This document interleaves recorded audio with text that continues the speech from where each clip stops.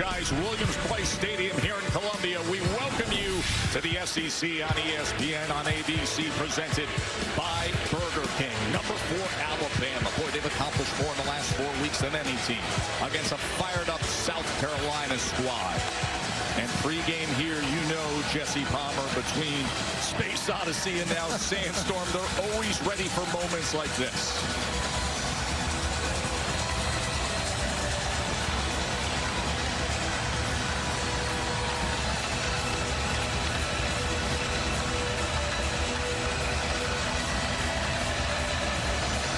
South Carolina won the toss. They elect to receive. And that means Nick Harbor, the track star, but the coverage there to meet him before the 20-yard line. Jesse, what do you see in LaNorris Sellers? Well, he's the best athlete on the field at 6'3", 240 pounds. Pass blocking has been a major issue this year, and it's affected his statistics, Joe, but he still shows first-round talent on plays like this. 27 yards after contact, avoiding the sack, and then against Missouri, 3rd and 37. The pass rush forces him outside. He keeps his vision downfield, outruns everybody, and throws an absolute dime to Nick Harbor, just short of the first down marker. You feel like if South Carolina is going to win this game, they're going to need him to make superhuman plays. The concern is 25 sacks taken this year.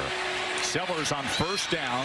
He goes to the outside. He was trying to connect with Jacobs. Impact players are built by Home Depot. Well, it starts with South Carolina and their ability to run the football. Roswell Faison's a really tough runner in between the tackles. Van Gravius Jacobs, I think, is their best route runner. He'll be big on third down. L.T. Overton and Yanze Pierre both playing at a very high level. Pierre, 3 sacks in their last game against the Volunteers. Sellers on second down as he goes to Faison. And coming out of the backfield, he gets ahead for 4.5 yards. Right. Tackled by Lawson. So, Joe, you mentioned LaNorris Sellers being sacked 25 times this year, and it's on plays like this, third down.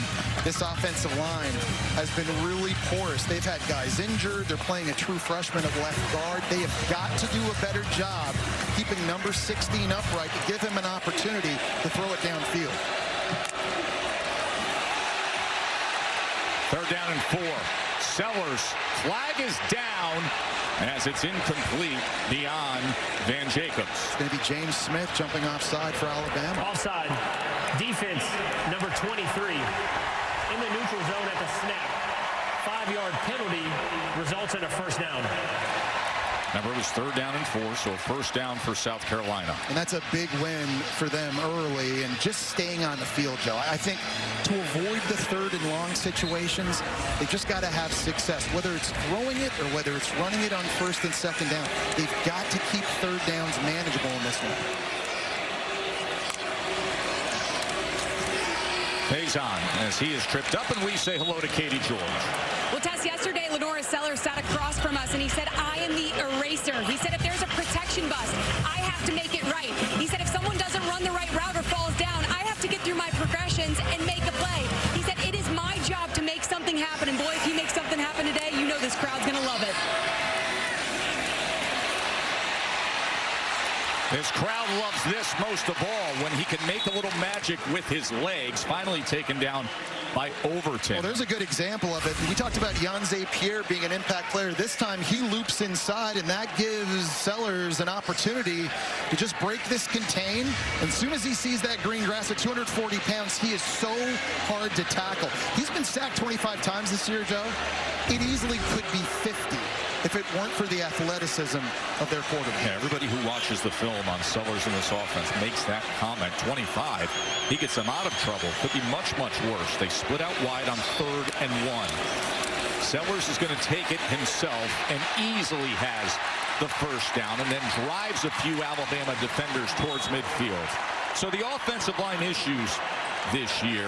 Listen, they had an offensive line coach that was unfortunately dismissed. They played 9 different players, Jesse. Listen, if you're just being honest, and I'm not trying to be overly critical, but this is the worst offensive line in the SEC. And injuries, true freshmen, different lineups. Nobody can block and pass rush up front, and they struggle with the blitz. Saw Sean Elliott, the new offensive line coach, as he's able to connect with Faison here, who makes would-be tackler miss, and it's a first down inside the 40 for South Carolina. And here's the thing. All those things are true. They've had 5 different starting lineups up front. But, Joe, the numbers are what they are. They've given up the 2nd most sacks in the country. They're the worst rushing offense in the SEC. And they've had more false start penalties than any other offensive line in football. It just has not been good. But they are off to a pretty good start in this one so far. 7th play of the drive. This is Fuller who takes it ahead for a gain of 8. That's a nice little wrinkle, taking Matt Fuller, who's got really good speed. He's a running back, and fans will remember his 72-yard touchdown run against LSU a few weeks back, giving him a jet sweep. I think running the ball today, it's not just going to be running backs in between the tackles. I think it's going to be a little Lenore Sellers, and I think they're going to have to get other guys involved as well on jet plays like that, being creative.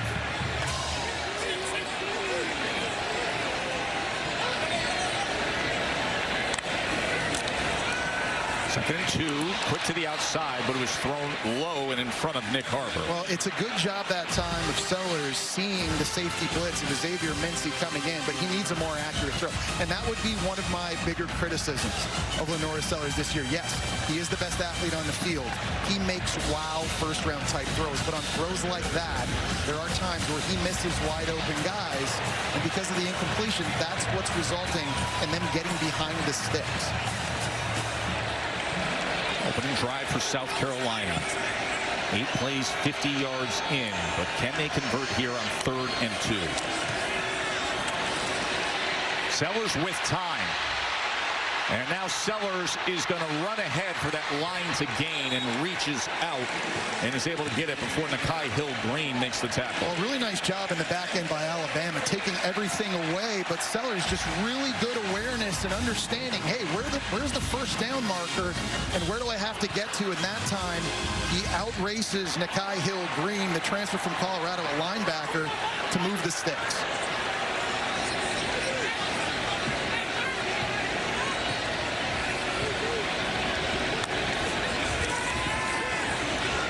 Sellers again, quarterback run, but they waited on him, and Hill-Green made the tackle after a gain of just 1. Yeah, that's an RPO, and a good job by Alabama, again in coverage, not allowing Sellers to throw it, and you got to be impressed with Nakai Hill-Green. He comes over from Colorado. He has been a tackling machine. They've been running about a 3-man rotation at linebacker with Justin Jefferson, Deontay Lawson, but Nakai Hill-Green has made a lot of plays for this defense as well. He was all Big 12 before he moved over to Tuscaloosa.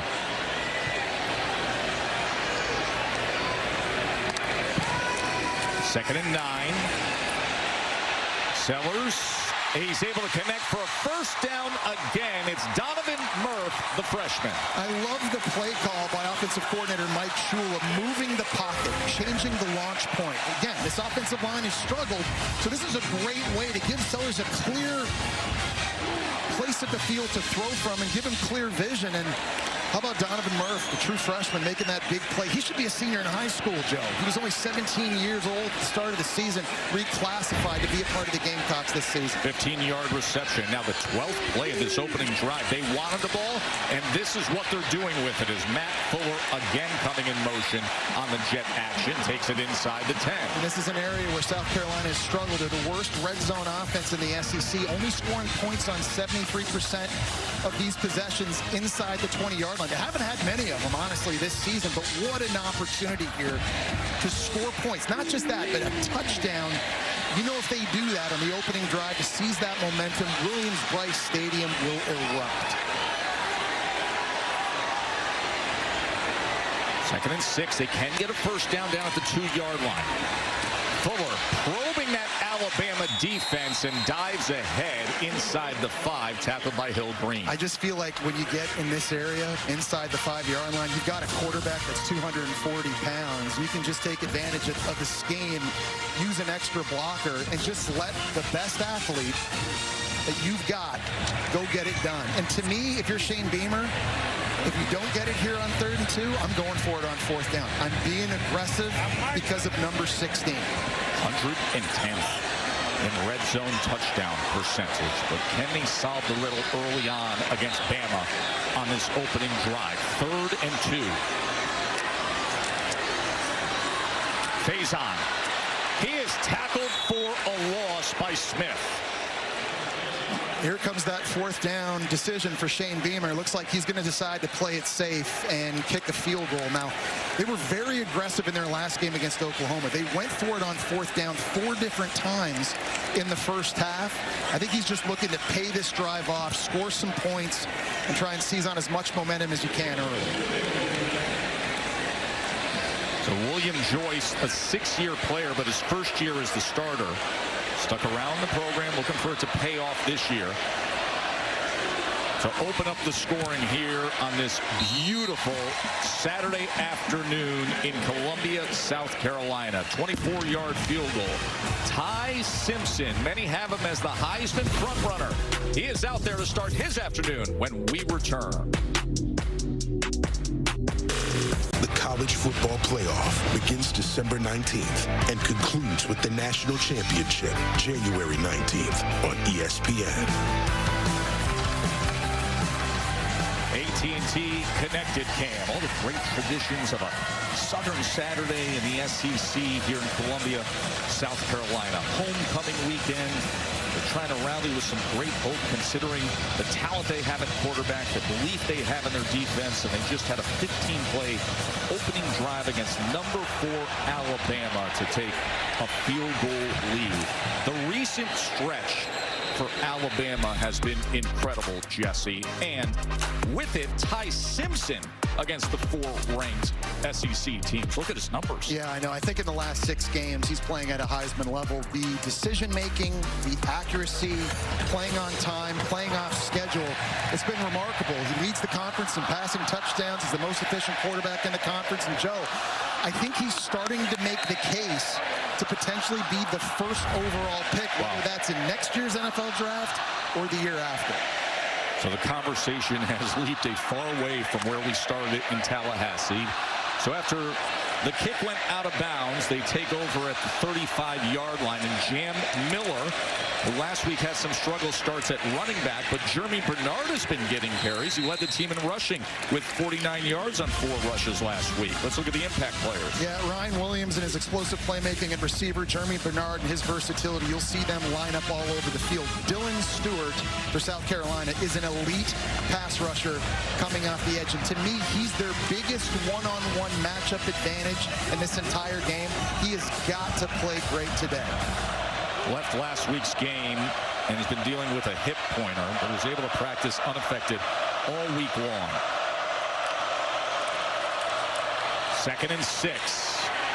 Jam Miller tackled after a gain of 2. Katie. Yeah, Tess, I was able to speak with Dylan Stewart pregame, and he said he feels really good as of today. He said, I'm not hindered in any way. He called it just a little bruise, and he said his job today is to disrupt that backfield with Ty Simpson in it. There's a moment now, Katie, where you can hear, what is it, about 85,000 people here in Williams-Brice Stadium, Joe? I think there are another 85,000 tailgating outside, right, too. It is a scene here this weekend. 3rd down and 4.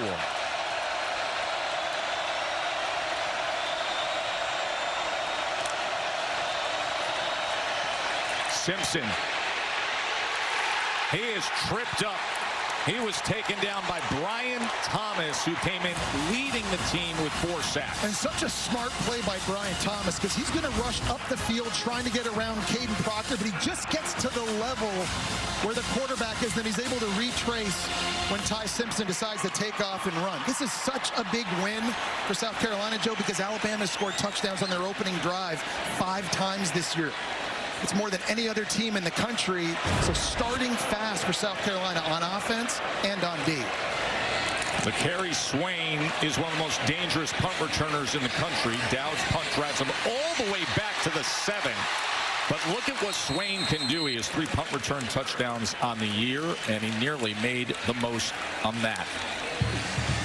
The dynamic LaNorris Sellers back out there on offense when we return to Williams-Brice Stadium. This matchup, everybody goes back to what happened in 2010. That's when South Carolina beat number 1 Alabama, and HBC Jesse was here today. Steve Spurrier, as the team is being honored, celebrating the 15th reunion. Also, many great players on that team. They had 7 sacks on defense in that game. Steven Garcia, Alshon Jeffrey, Marcus Lattimore were all great offensively. I was asking my old coach, Steve Spurrier, on the field before the game. I said, where does that win against Alabama here at South Carolina rank for you all time in college? And he said, well, we didn't win any championships championships here in South Carolina, but he goes, he put that in his top 10.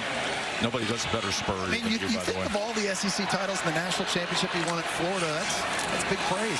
Here's Sellers, their second drive of the afternoon as he goes to check down the face on. Wow! It is a turnover. Jones returns it for the Tide. It went from a simple check down to roll, Tide roll. Deshaun Jones, and it's a touchdown, Bama. Russell Faison just had a hard time handling the football in the flat. It pops right up into the air into Deshaun Jones's hands. I thought he might fall over. His linebacker, Justin Jefferson, number 10 there, helps keep him up on his feet. He gets incredible help from his teammate to stay up, and that's just not a turnover inside the red zone. That becomes a massive pick six. Can you believe that? Sellers opens the game coming all the way down the field. Their defense does the job, and in one moment, and a bounce of the ball, hello, end zone, Deshaun Jones. Welcome back to Columbia, South Carolina. Going back to looking at the pick six, you got Deontay Lawson coming in on a blitz, so Sellers has to get rid of this, and he has Russell Faison out on a swing route. This is a ball he's got to be able to catch. It pops right up in the air into the hands of Deshaun Jones. Justin Jefferson keeps him upright, and you just figure for South Carolina in a game like this, as you look at the progressive pylon cam, you can't turn it over. The margin of error is so small. Turnovers is what killed South Carolina. In this exact game a year ago, they had 4 giveaways in that one and a costly turnover early here. It was a wild one a year ago. Right now it's Bama 7-3. And of course, Saturday Night Football presented by Capital One will be number 3 Texas A&M taking on number 20 LSU. Chris Kirk-and-Holly will have the call. And at 7:45 on the SEC Network, it's number 17 Tennessee against Kentucky. Of course, we were with LSU a week ago. What happened at Vandy, and now having to go there to Kyle Field, Jesse. Yeah, well, they're reeling right now. And Texas A&M, though, going into Tiger Stadium tonight, that's a place they haven't won 6 games in a row. You know it's going to be rocking. Matt Fuller trying to get around the edge, but instead it's Pierre able to take him down for a loss. And Yonze Pierre, we know what he did against Tennessee as a pass rusher, but this is a great job setting the edge here outside, working on the tackle, Tree Babalade. Right here, this is the matchup. You're not going to let people run outside if you can hold that edge. He extends his arms, and he's able to get off and make an unbelievable play. Number 42 for Alabama, really coming on here in recent weeks. You mentioned the Tennessee game, 3 sacks in that victory last week. They go inside this time. Big brother to little brother. That was Lenoris to Jaden Sellers, the true freshman who they call Pup. Have you ever seen the movie Twins? Yes. Arnold Schwarzenegger and Danny DeVito. Yeah. That's kind of like, Lenoris Sellers, 6'3", 240, and his little brother Jaden, 5'11", 175. I know they're not twins, but they also don't really look like brothers when they stand beside. We were sitting with Lenoris yesterday. I said 175. He goes, he's not 175. He's a small guy. 3rd down and 4 after Jaden goes for 9 yards. Sellers on 3rd down. And that was denied at the last possible second that time by Deontay Lawson as Brady Hunt was the intended target. Well, that was a little cat and mouse game that time by Alabama with Lenoris Sellers. It looked like Alabama was going to come on an all-out blitz right here, and then Lenoris Sellers audibles, changes the play, and then they back out.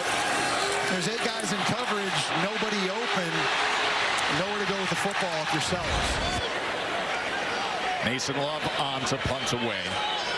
The steady hands of the reliable Cole Adams, the return man for Bama.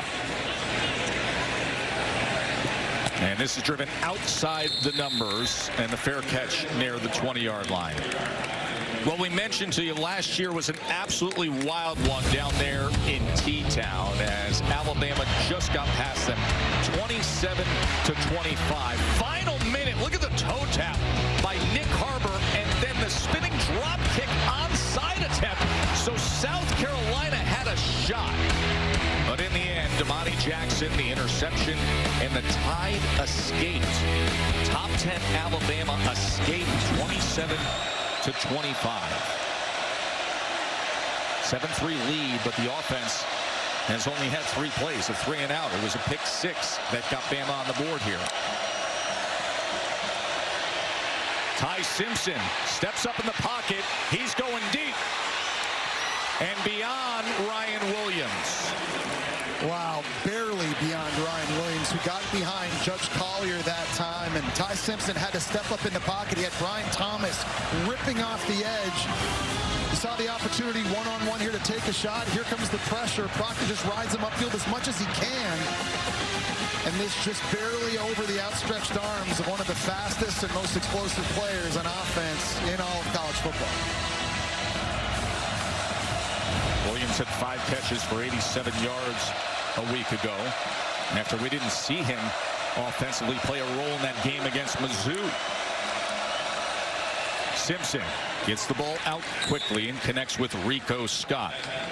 Well, this is just what South Carolina wants to do on defense. Is they're going to make you earn it. They play a lot of zone covers. They're dropping 6 and 7 guys back there, trying to keep the football in front of them. They want to rally to the ball, make tackles, and they want to force Alabama to go 8, 10, 12 plays to score. 3rd and 4. Daniel Hill at 244 pounds motions back in. Simpson on 3rd down. It's incomplete. The redshirt freshman Scott couldn't hold on to it. Well, you don't see Ty Simpson miss a lot like this. And this time they've got Rico Scott. He caught a touchdown against Tennessee, working in the slot one-on-one with Jalen Kilgore. He's got to step on him, and this is a throw Ty Simpson's got to be able to make the catch. He's going to turn it upfield and move the sticks. But 2 3 and outs for this Alabama offense that has looked so good here in the last 6 games. Swain, the dangerous return man. 2 3 and outs for Alabama.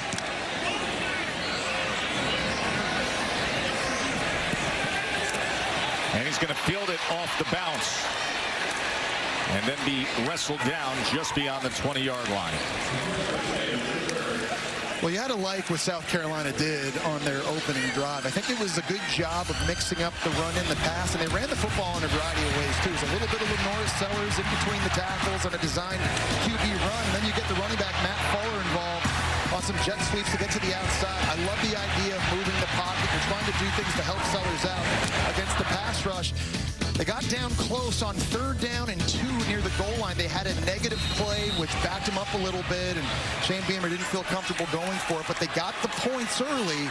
This offense now trying to recapture that rhythm they had in that opening drive.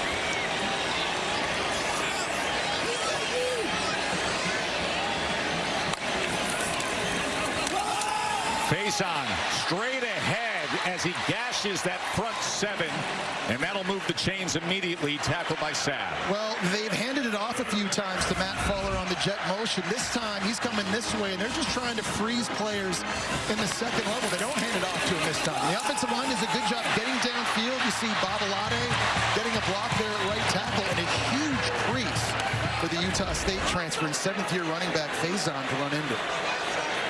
Anything that brings this offensive line a little bit of momentum and confidence will help for South Carolina today. And there was some movement. False start. Offense, number 50. 5-yard penalty. Remains 1st down. That's Boaz Stanley, the transfer from Troy at center. And you see Sean Elliott, he's the new offensive line coach.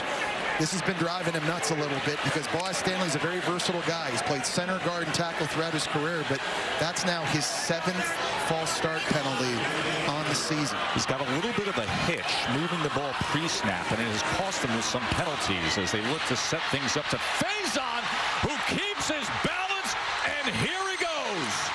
What a chunk play for the Gamecocks. I think the running back screen has probably been the most successful play in the passing game for South Carolina this year. That time they're able to leap Faison out of the backfield, and it's Nakai Hill-Green trying to chase him down. This is just a one-on-one situation right there. And Faison just shows the speed. Good throw by Sellers out in front. He's able to break the tackle. And there's just green grass for an explosive play for South Carolina. 33 yards for Rasul Faison.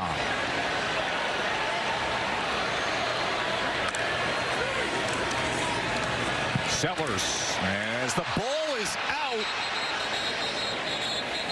And they're going to rule this incomplete. Ruling on the field. As Dingle never It's an put it incomplete away. pass. Second down. Well, Bray Hubbard came flying in that time to knock that away, the safety for Alabama. And Joe, I think he's been the MVP on defense He's for been awesome. Alabama this year. He's always around the football, just puts his helmet right into the chest of Dingle, knocks the ball loose. You know, in 13 starts, Bray Hubbard has 6 picks. Wow. He's forced 2 fumbles.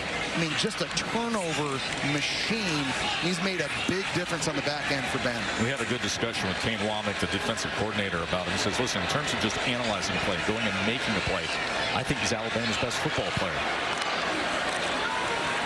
2nd and 10. Sellers backed all the way up to the 48, directing traffic, and then run out just near the line of scrimmage by Justin Jefferson. You know, and I just wonder if LaNorris Sellers had an opportunity here maybe to make a throw down the boundary. He's going to roll out this way, but when you look down to the right of the screen, there's 2 defenders that now attack right here. And there's a receiver right here wide open for him to throw it to. I think he just gave up a little bit too early on that. Third down on 9. 2 out of 4 today on 3rd down.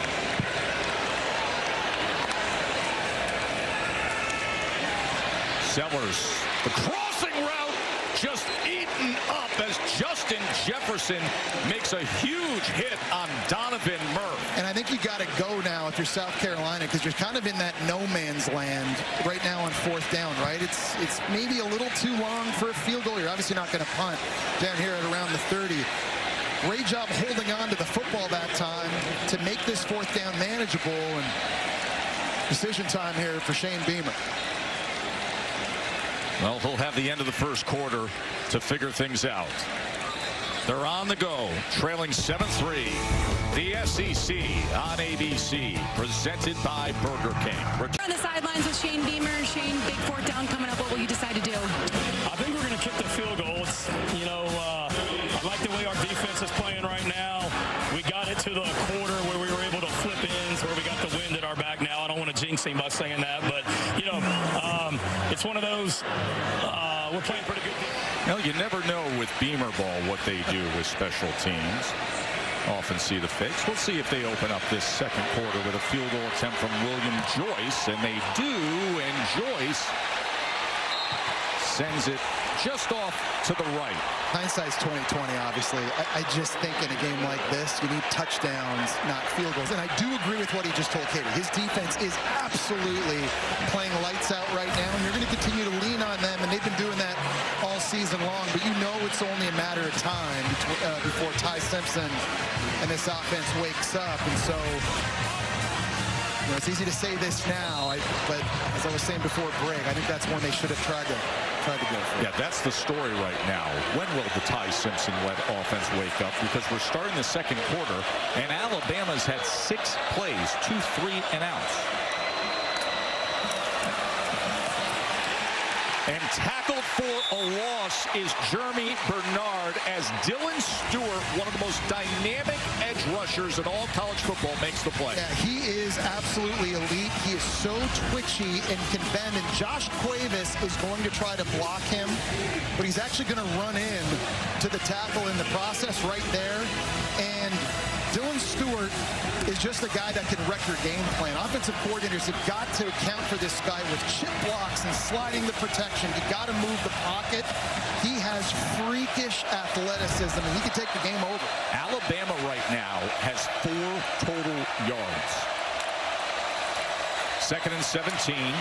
They go with Jam Miller on the delay, and Miller, as a flag is down, weaving his way through the Gamecocks defense, and then finally met beyond midfield by Pipes. I think they're going to get Isaiah Horton at receiver for a hold on this play. I think this is coming back. Offense, number 71. Penalty from the spot of the foul. Remains second down. Well, they call it on Cam Dewberry. He's the left guard right here inside. He's going out in the second level. Just wraps his arms right around the linebacker. I think that was Sean Murphy, number 7 for South Carolina. I thought there might have been a holdout in the second level with Isaiah Horton too, but going backwards here in this drive. Obviously the negative play. And now a big holding penalty negates a great run by Jam Miller. Alabama's got to get it together. Kalen DeBoer, talked to him this week. He understood exactly what the assignment would be about staying with all the momentum coming off the 4 wins in 4 straight weeks against 4 ranked teams. Second and 25. That is batted down by Monco Goodwine, the 6'4", 300-pounder. And he's an Alabama transfer going against his old team, and just really good awareness by him stopping his rush. He split the double team right up the middle, and then once he gets to this point, he just stops right there because he sees Ty Simpson's body language. Just going to hold on, knock this thing down, and now set up third in California. Goodwine blocked a punt against LSU last year, jumping over the shield, and now he bats this pass down to make for third and 25. And listen to Williams-Brice roar. Third and 25 for Simpson as he connects with Horton, but he needed about 6 more yards, and a flag is down near that line to gain. I don't know if South Carolina might have had 12 guys on the field. They had a late substitution with Judge Collier. There is no foul on the play for a legal substitution on the defense. There was only 11 players on the field at the snap. 4th down.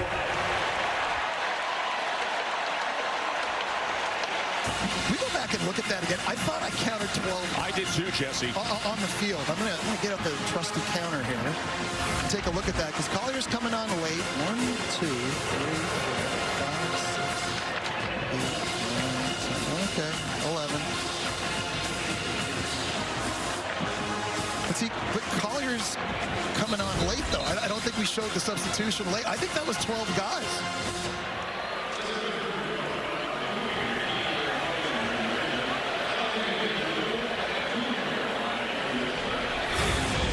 I know math wasn't my major.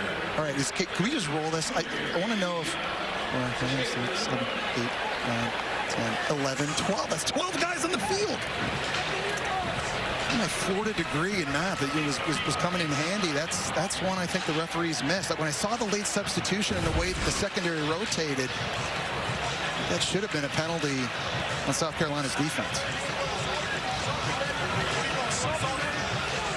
Well, they're looking at the same screen you saw on the defense. Shane Beamer, his 5th year with Gamecocks. Okay, this is the most I've ever used the counter in a game in my life, just to make sure I'm not completely crazy. After video review, there was 12 players on the field on defense. The 5-yard penalty for illegal substitution will be enforced from the 15-yard line, 5 yards, and it'll be 3rd down. Remember, it was 3rd and forever.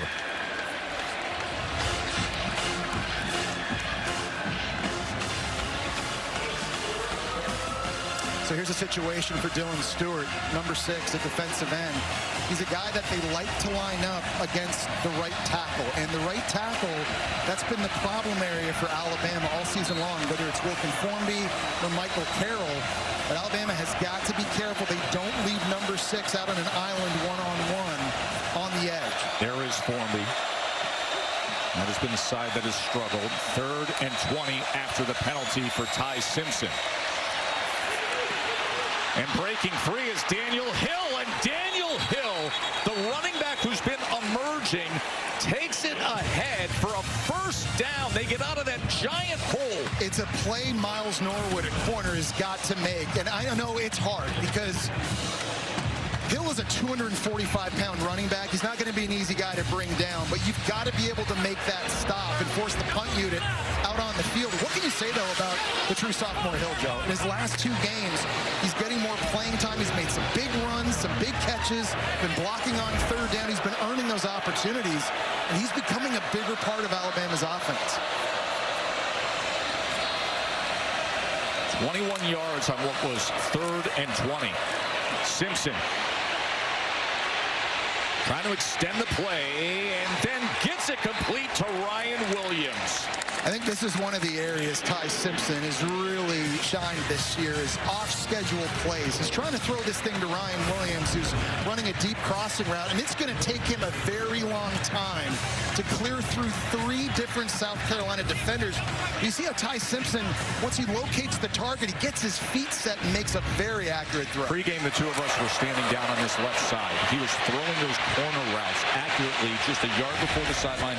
I turned to you, we both looked at each other and said, man, is he accurate. He showed it there. Hill back in at running back.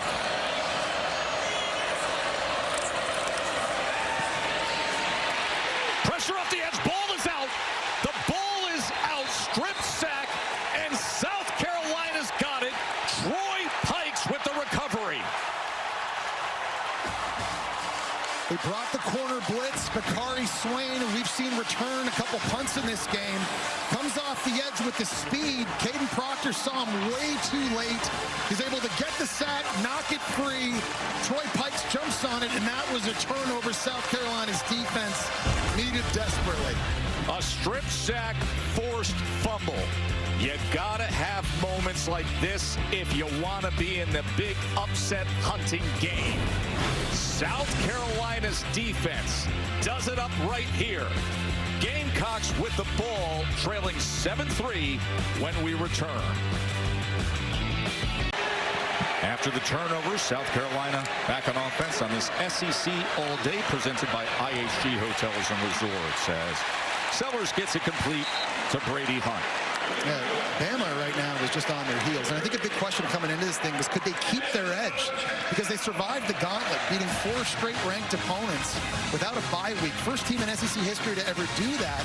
But you couldn't have a letdown here on the road. And for Kalen DeBoer, his team's 1-4 against unranked opponents away from Bryant-Denny Stadium. They got their hands full right now.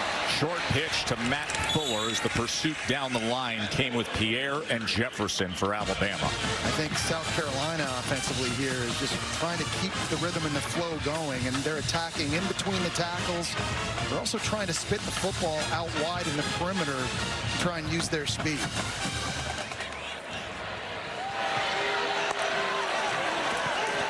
Second and 9, Sellers, he gets it in space and up and over that time is Brady Hunt. It's a really good quick decision by LaNorris Sellers here on a zone read type play. He's reading Yanze Pierre right here, who's going to come in. As soon as he does, he knows he has to spit this football out into the flat. As soon as that pressure comes in, it's going to Hunt, the tight end underneath. He tries to go up and over Bray Hubbard. And they are ruling him down just short that line to gain, so it's 3rd and 1. As Fuller is stacked up and then driven back. You saw everybody getting involved, including a little something extra at the end from Tim Keenan. Well, Tim Keenan, since he's been back in the lineup for Alabama, they've been a different defense. Missed the first 3 games. Georgia, they got him back, and he's a leader. When he talks, everybody listens, but he is. Fuller straight ahead, and he drives ahead for a first down. Well, it was Fuller one-on-one. I think that was L.T. Overton, or it was Tim Smith. It was James Smith, number 23, a big D lineman at 300 pounds. That time Fuller was just able to run right through. We've seen Fuller do some work here on jet sweeps. Good job in a short yardage situation, just dropping the shoulder and getting what he needed. Yeah, that's pad level 101 right there. Sellers, he is tripped up for a loss as Sellers was taken down by Red Morgan. Red Morgan got more PT against Tennessee too, and he's only a true sophomore, but he's really starting to come on as well. That time a great job triggering. As soon as he sees this run, he's flying downhill to get involved in the action and makes a really good tackle on a big physical quarterback.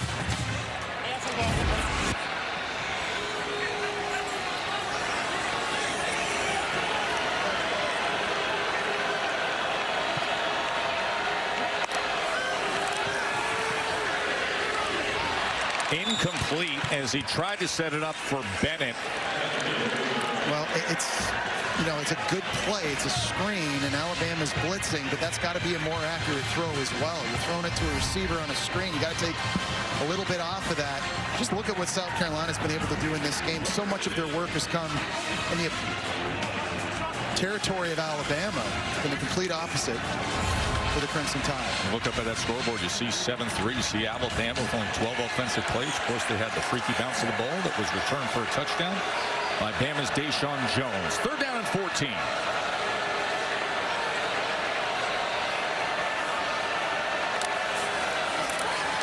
Four-man rush. Sellers pressured and ripped. Oh, he survives it. Somehow he survived it as Deontay Lawson was all over Sellers. Well, he's been doing this all season long. We talked about it. Sacked 25 times. Should have been 50. Here's Lawson. He's going to get the crack. Get the opportunity, but Sellers just so strong. He's able to just sort of rip him off and make something out of nothing. And he only gets 2 yards, but it's 4th and 12, and the offense stays on the field. And you're at the 35-yard line, and this is that no man's land now after Shane Beamer, because you're too close to punt, but you're probably too far to kick a field goal. He tried a field goal a little while ago, long one, missed. Curious to see what he's going to do here.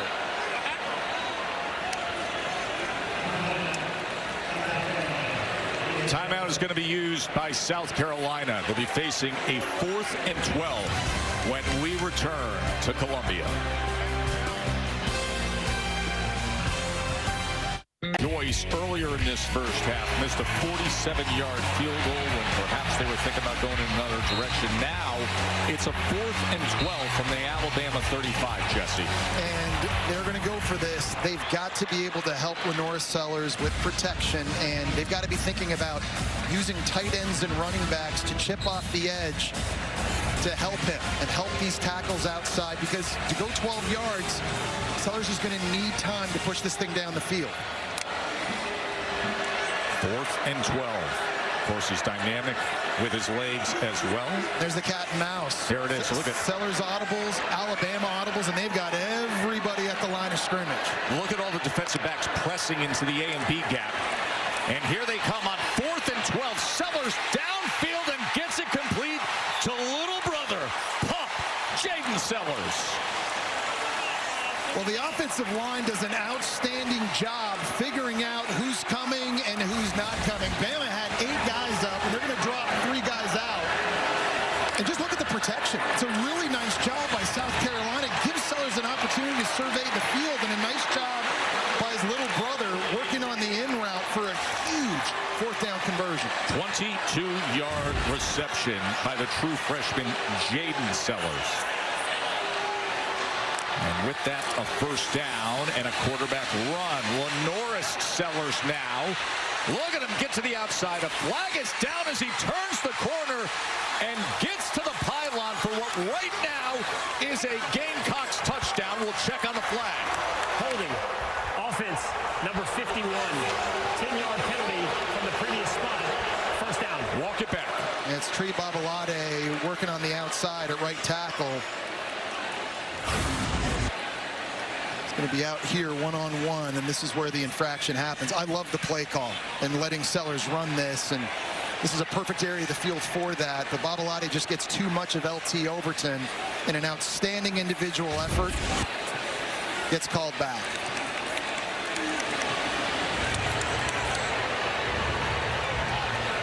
And you see Tree's reaction. Well, we said earlier in the game, Joe, that to win this game, we thought Lenora Sellers was going to have to do some superhuman things. That's a great example of it, but the margin for error for them is just too small. And you got the pick 6 already. You've already missed a field goal, and now a penalty wipes a touchdown off the board. These are just self-inflicted wounds that just can't happen if you're South Carolina.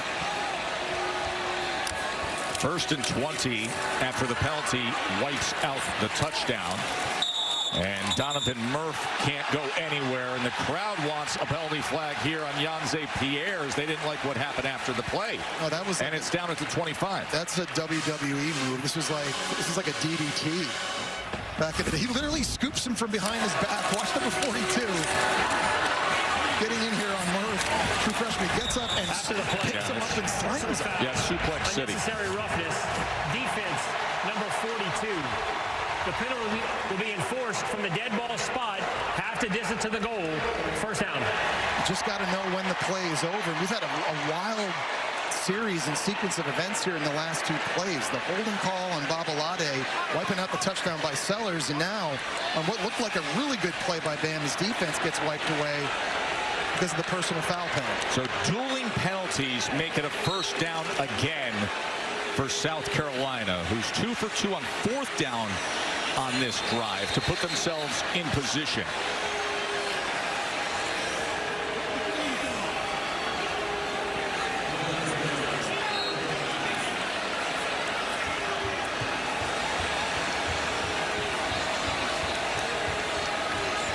Faison comes in motion. Sellers looking for an option. He spins all the way back at the 26. That's where the next flag comes out. They may have another holding. It's going to be Josiah Thompson, the left tackle, number 74.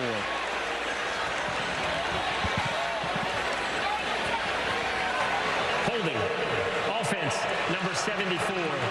10-yard penalty from the previous spot. First down. Guy who was a freshman All-America last year, but has not played up to that level this year. Yeah, and he's been the consistent up front for South Carolina. He started every game for them, but you're right. He is very talented, but he's been very up and down. That time, Jan Zapier just trying like a crush rush to get in the backfield, and Shane Beamer just can't believe it. These penalties on the offensive line have been killing them all season long.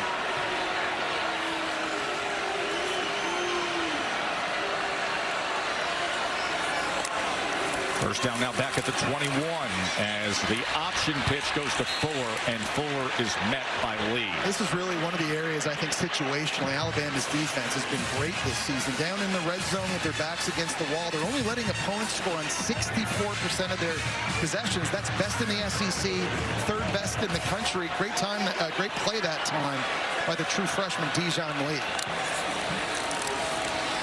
Second and 23. That was thrown high, incomplete, looking for Brown. Yeah, that's another throw, a little off target, that time by Sellers in a clean pocket that you just have to be able to make to help keep these third downs more manageable, and now you're backed up again in a third really long situation. The last time there was the cat and mouse, right? Sellers audibled, Alabama put everybody at the line of scrimmage, tried to drop guys out, and South Carolina picked it up. They hit a big one to Jaden Sellers. What happens here?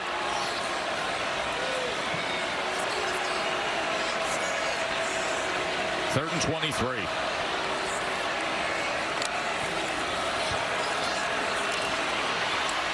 They go Shavel underneath to Dingle as he is wrapped up and brought down at the 16-yard line by Hubbard. Well, I like it, and it's a short completion. Obviously not going to move the chains, but you've made it so much easier now for your kicker and William Joyce. And I just think you want to capitalize on the momentum that your defense is giving you in this game right now. So this is really big. After getting the sack fumble, you want to turn this thing into points. So William Joyce will head out there to close into this lead. Six-year player, we told you, waited his turn, a career walk-on, hadn't scored a point prior to this year and earning the starting job. This a 34-yard attempt.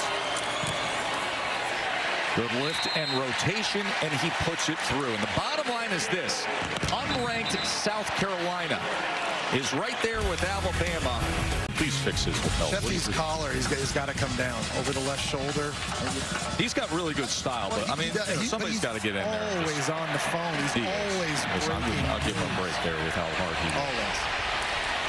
Always. Rico Scott on the return. Let's check in with Kevin and Booger in the studio. Gentlemen. Tess, Capital One halftime report minutes away. A first for Lane Kiffin and Ole Miss. Highlights coming your way. Indiana and Georgia Tech dominate. Right now we got action. Texas on the road at Mississippi State on the SEC Network. Okay, Arch Manning, trouble throwing the football. How about the legs, Boog? Yeah, it's good to see him use athleticism to start to make some stuff happen for the Texas Longhorns. Right now it's just 7-7 late in the first quarter. Back to you, Tess and Jesse. Looking forward to that. 7-7 Texas and Mississippi State. There's Ole Miss and Oklahoma put on a show, and now just over 4 minutes before halftime here. Ty Simpson Gets to the outside to Bernard, who turns the corner. Well, we've been talking, the big story, I think, in the game so far is South Carolina and defense and how they've been just shutting down Ty Simpson. And last time out, they got the big sack forced fumble by cornerback Bakari Swain, and that's been going on here for years now. In the last 5 seasons under defensive coordinator Clayton White right there, 101 takeaways, leads the conference. Your former teammate with the New York Giants. Good strike from Simpson to Ryan Williams. I think one thing offensive coordinator Ryan Grubb has found out as the season's gone on is that dig route, the deep end, is the best throw by Ty Simpson, and that time he dialed it up. Really nice catch by Ryan Williams. 19 yards there for Williams. Cam Miller as he lowers the shoulders. Well, Ryan Williams has had some drops issues this year with 6 on the season. Here he is just running this deep route over the middle of the field. But when you watch the Tennessee game, his first 4 catches looked like this. They were unbelievable, stretching out, awkward body control. He has been playing the most consistent football of his career at Alabama these last 2 games. First time Alabama's been in South Carolina territory, and with a lot of pressure on Simpson. From Clowney, it goes into the... It is. It's Jadeveon Clowney's cousin. Demon Clowney doing a nice spin move on one of the best left tackles in the country. And Caden Proctor, I'll tell you, you see Jadeveon right there. Obviously, first overall pick, an absolute legend here. And his cousin now making a big play. 3rd down and 7. And it is loud again at Williams-Brice.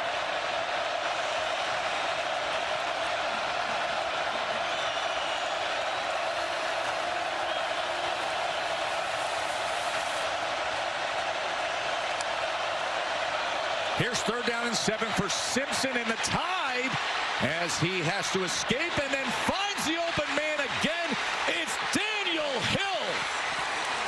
What a play by the sophomore. The poise of Ty Simpson all season long, especially on 3rd downs. In the road where it's loud, he's getting the play change. You saw it against Georgia, you saw it against Missouri, and now here at South Carolina. He avoids the sacks, keeps his eyes downfield. Daniel Hill has made a big play earlier in the game on 3rd down, makes a guy miss. When things get off schedule, I think few quarterbacks in the country have been better than Ty Simpson, and all of a sudden Alabama inside the 10-yard line. And Daniel Hill is starting to become one of those players you have to know when you watch the evolution of the Alabama offense. That was a 41-yard reception. Simpson with his legs now as he gets inside the 5, but at 244 pounds, Jesse, you know, we were having this conversation with Ryan Grubb, the play caller. I said most guys are just forward leaning at that weight, but he's got great balance and super soft hands. Well, they thought coming out of spring ball, they thought that Daniel Hill might beat Cam Miller to be the starting running back. Some injuries kind of slowed him down. He's really coming on, and right now, Joe, he's got Alabama in great position near the goal line. 2-minute timeout.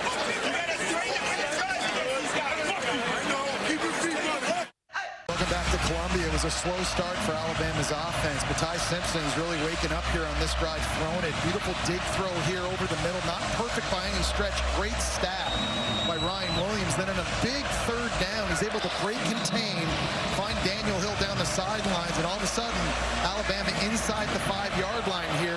Oh, boy. We got big man in the backfield. We got a Caden Proctor crispy package working on 2nd and goal.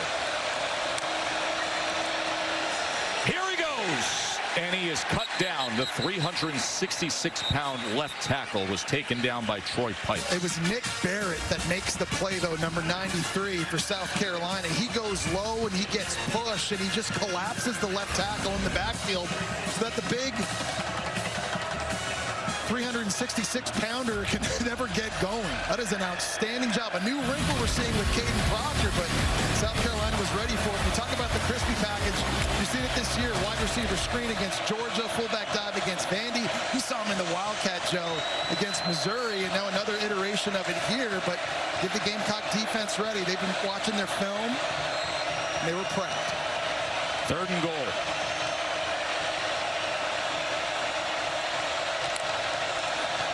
Simpson to the back of the end zone, looking for Ryan Williams, but he's out the back door, and it's incomplete.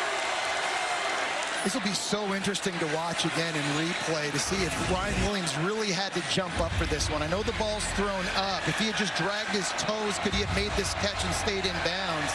I think he could have. Great job by South Carolina rallying to the football to knock them out. And now a massive 4th down.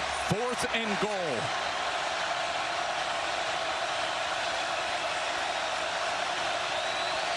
They're 11 of 17 this year on 4th down. 4th and goal for Bama. Simpson, touchdown tie, Josh Cuevas.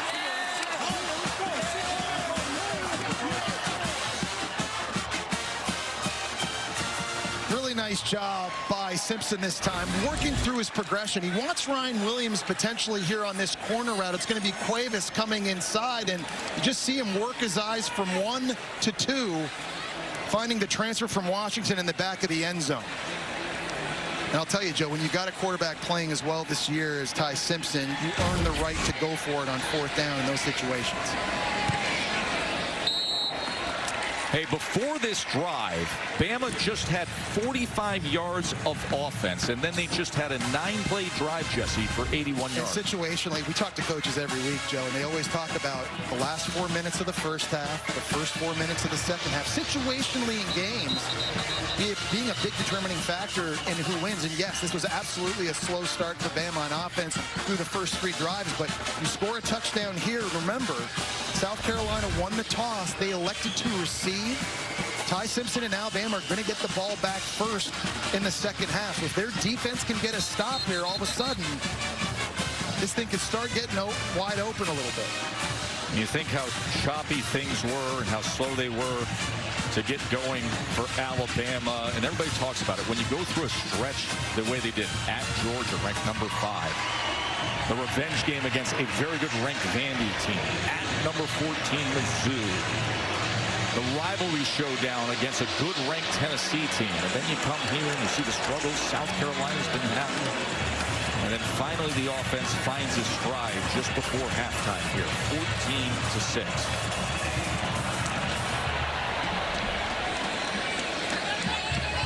And meanwhile, for South Carolina, some miscues today. Well, they've done good things. I mean, they've outgained Alabama by about 50 yards, but it's this pick 6 on a catch that Faison has to make a running back into the hands of Deshaun Hand. Takes it in for the score. There was a missed field goal as well early in this game, and then a touchdown run by Lenora Sellers wiped off because of the holding penalty against the right tackle. Margin for error for South Carolina. It's not very big again, and they've got to stop shooting themselves in the foot as this game goes on.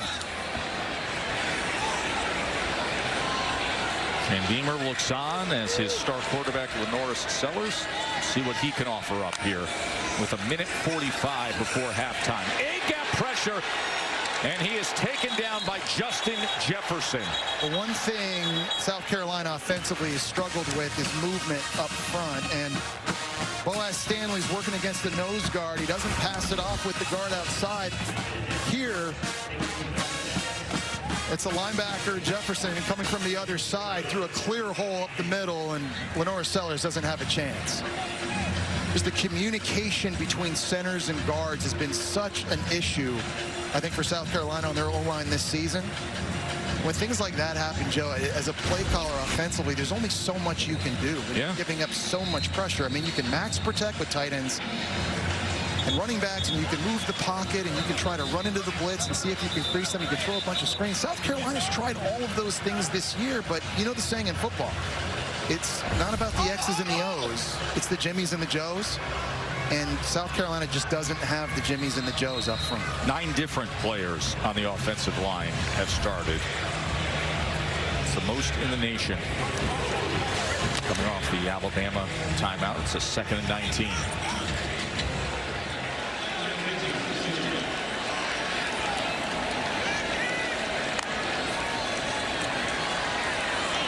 Sellers, as he tried to go underneath the Attaway coming out of the backfield, but it'll be 3rd down and 19. And because of that drop now, Alabama doesn't have to use another timeout. Now sets up 3rd down. Depending on what happens here, it looks like Ty Simpson's going to get one more chance. With the ball at midfield, you see there him talking to his quarterback coach, Nick Sheridan.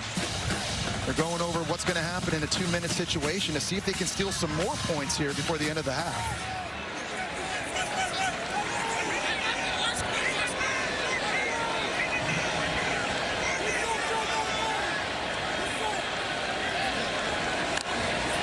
Sellers on 3rd and 19.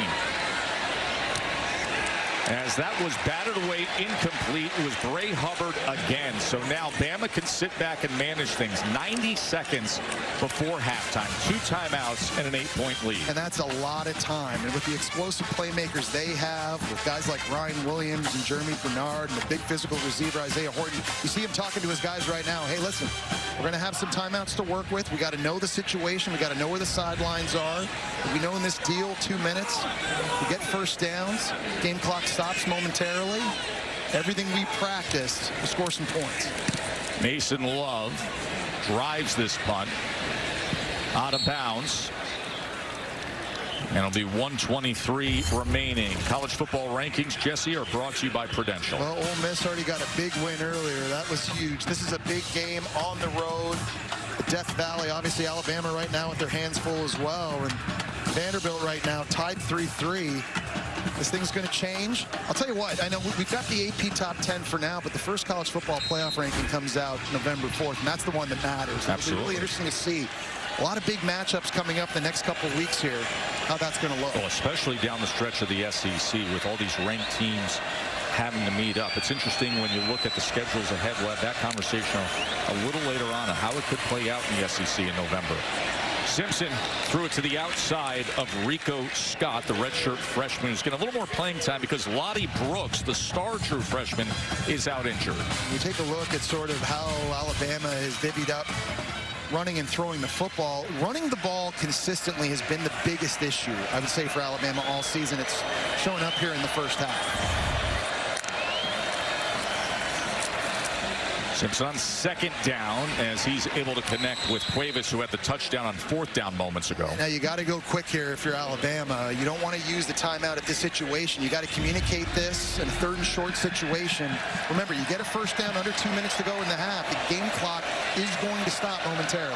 3rd down and 2. Under a minute until halftime. The quick out to Williams will give them the first down. Clock will stop. It's a really nice job of understanding the situation. And that time, Ryan Williams, he has access off the line of scrimmage. They line him up in the slot. It's an easy flat route. Pitch and catch, get out of bounds. 51 seconds to go. Lots of time.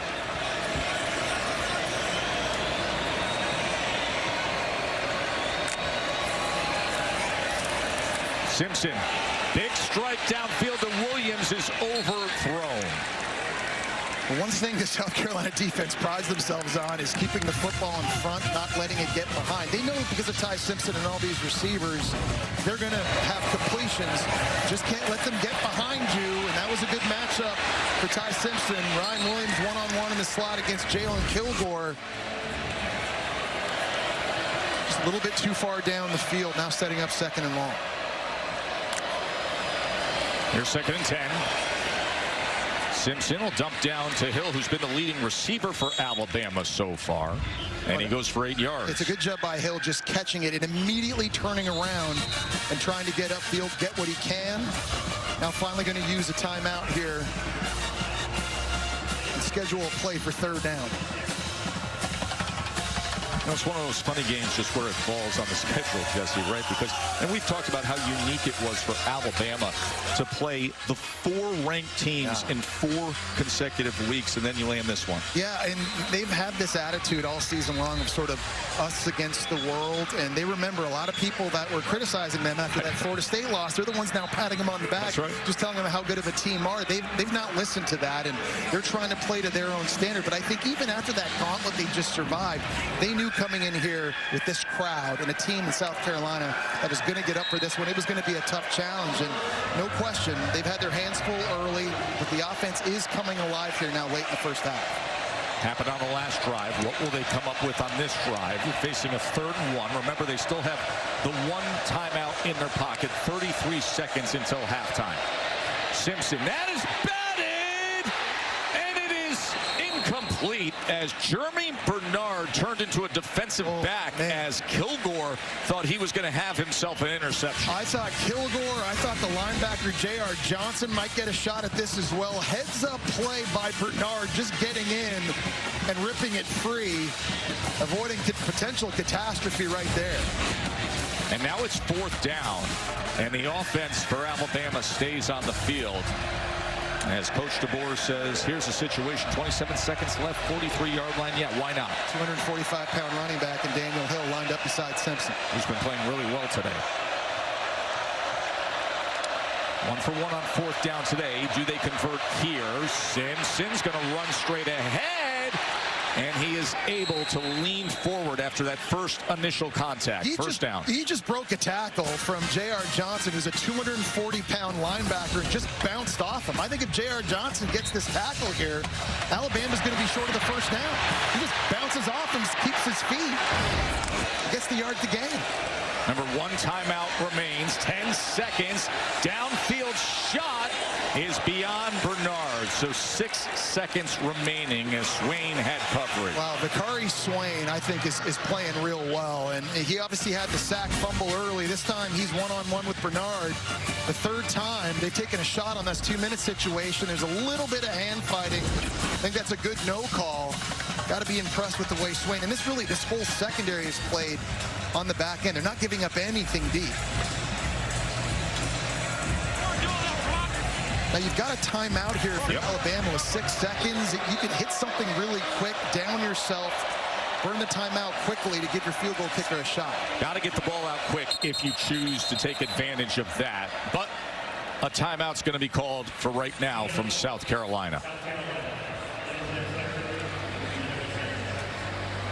Well, we mentioned the streak that Alabama just accomplished that no other SEC team has. And the black hoodie, the legend of the black hoodie of Coach Kalen DeBoer, when he wears it, man, they're almost unstoppable. Like going through what they did against Georgia back on September 27th. And then Vandy at Mizzou when Mizzou was rolling and undefeated. And, of course, the cigar game last week. That black hoodie is taking care of a lot of business, Jesse. He's just pocketing a bunch of stuffed animals. It's like he's at a state fair or something. But you know, the amazing thing is they've gotten better as every game has gone on. And you know, this funny thing about the record, Kalen DeBoer in the black hoodie versus not. And it's pretty obvious the dress attire, what it needs to be. 13-2 in the black hoodie. I mean, you never want to see the crimson polo again if you're a Bama fan. 6 seconds remain, still the 1 timeout. Simpson, does he get it out quickly? No, goes downfield and it's incomplete, so that leaves 2 seconds as Bernard was the intended target. Yeah, Brandon Cisse outside at corner did a really good job of redirecting Bernard that time so he couldn't hit his marker down the field. Really nice work by the NC State transfer corner Cisse, who I think has been their most consistent DB, or corner at least, in the back end this season. Really good job being physical, disrupting the timing there of Simpson. Now they'll take a shot here with 2 ticks left in this first half.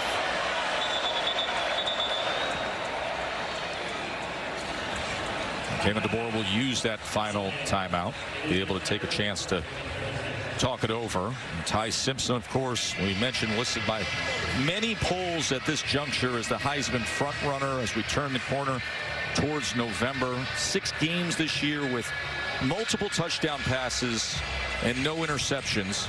That's the most in all of major college football.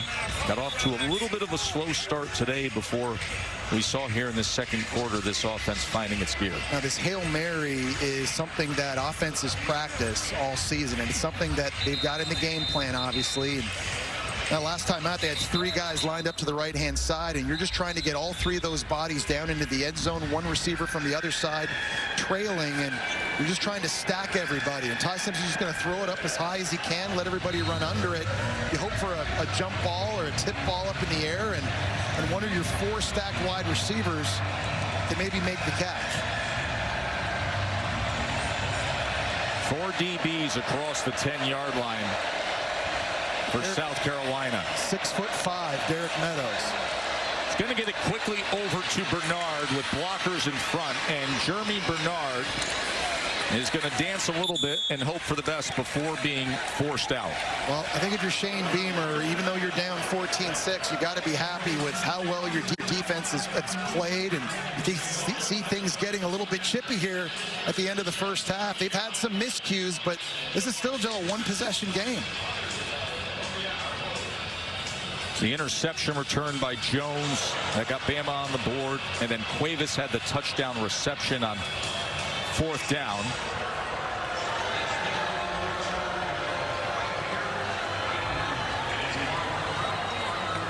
(14-6) at the half for the number 4 team in the country. Katie?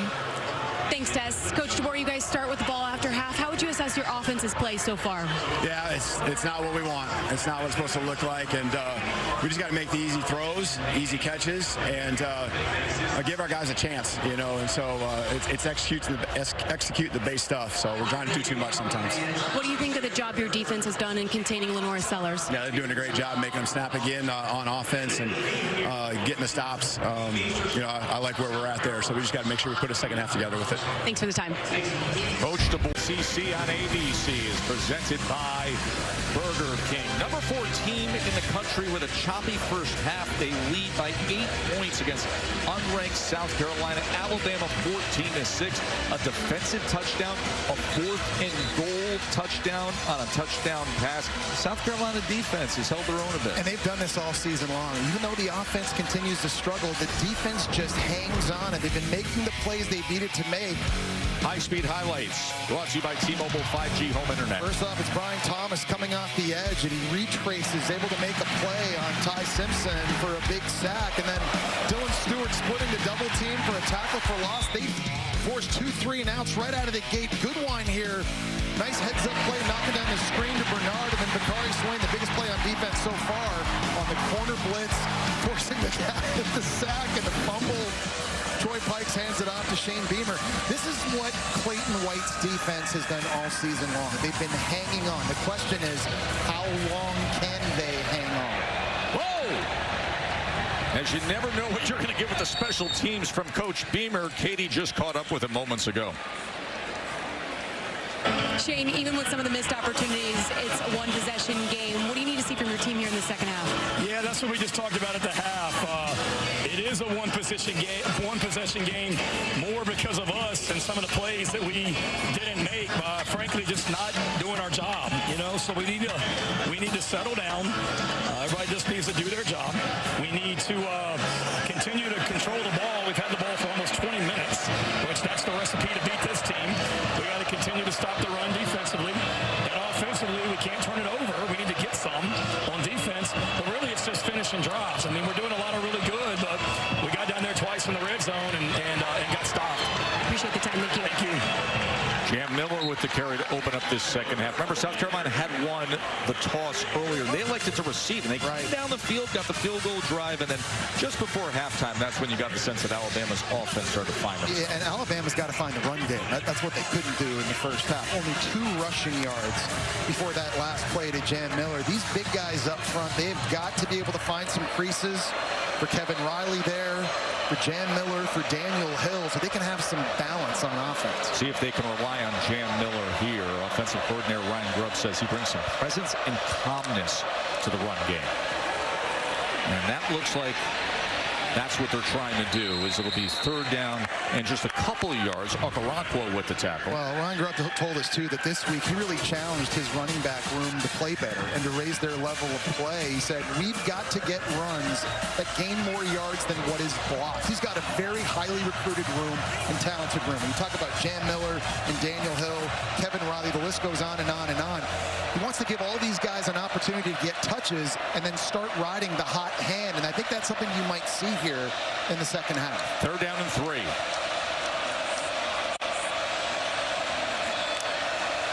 Ty Simpson on 3rd and 3 as he steps up against the pressure of Stewart.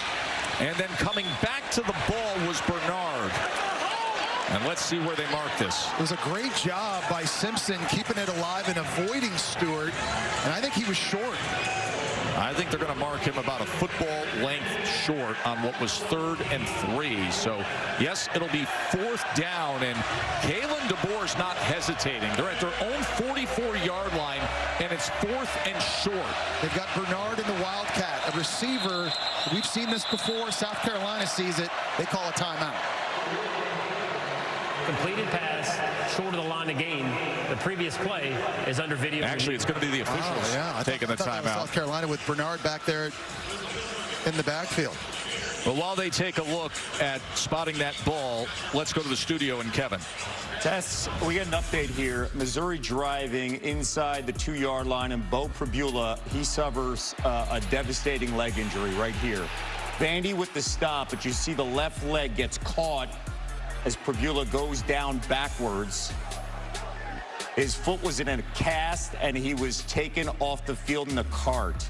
We will have more updates as it continues. Right now, 3-3. Back to you. Hate to see that for Beau Pribula, the guy who started his career at Penn State and came over and transferred to Mizzou to bring them such success this year. After video review, it is a first down. The receiver had firm control beyond the line of the game. It'll be first down, and the backside of the football will be at the 45-yard line. They're saying he has firm control there, and there's no bobble or wiggle once he's going to the ground. And where the ball is in relationship to that first down marker right there when he goes out of bounds, they're saying he crossed that line. With complete possession, you need indisputable video evidence when you're looking at this in review to overturn the call. That was short of the fourth down, or of the first down marker. Certainly they saw that. So it's a first down for Alabama after the 3-yard reception for Bernard. Simpson. He's going to tuck it and run it and look to pick up a block from his tight ends and then spins out for extra yardage as he was able to get past Jalen Kilgore. And we've been highlighting the athleticism of LaNorris Sellers in this game, but don't forget, when Ty Simpson came out of high school, he was the #2 ranked dual-threat quarterback in the nation. I thought he had his tight end Cuevas for an easy catch right there in the flat. He decided to keep it. And breaking tackles, not a great effort by Jalen Kilgore. He takes a big hit going out of bounds at the very end, but short of the line of game. It'll be second down and short. as Alabama's trying to establish this run game, they're going to have to get it in a variety of ways, not just running backs, but Ty Simpson's the guy that can help out too. 9.5 yards on that run from Ty Simpson.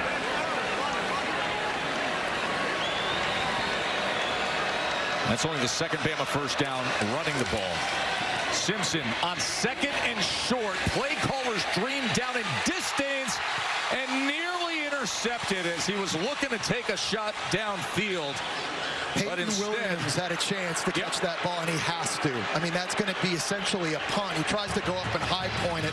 I like the play call and the shot opportunity on second and short because if you don't get it, you're still third and short. Now you're going to run the football. But here you see 31 Williams hits him right between the 3 and the 1.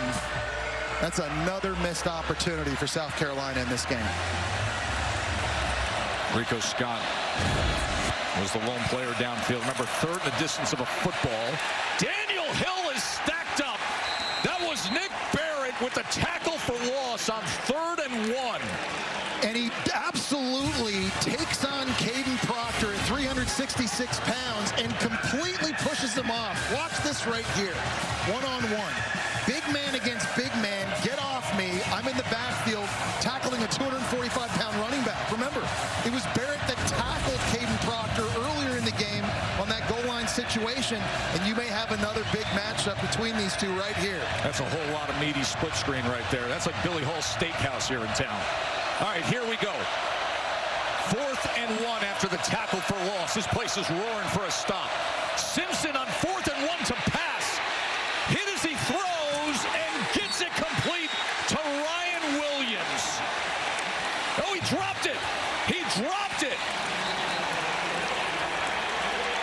Brian Thomas with the pressure. Williams dropped it. That has been an issue this year. Oh, and that he's made a lot of really good catches these last 2 games. That is one Ryan Williams would love to have back. It's incredible that Ty Simpson even got rid of this because of the pressure right here from Brian Thomas Jr. But after the dropped interception, they come up with a big one on 4th down, and South Carolina is going to get it back.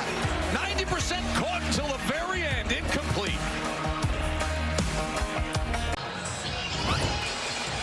So moments ago, the 4th down incomplete that Ryan Williams could not haul in. Through the process of the catch, dropped the ball as he made his way to the ground. So the turnover on downs gives South Carolina the ball at the 46. Sellers He's going to launch it. And he's got his man waiting for it, and Nick Harbor. Touchdown, Kakalaki.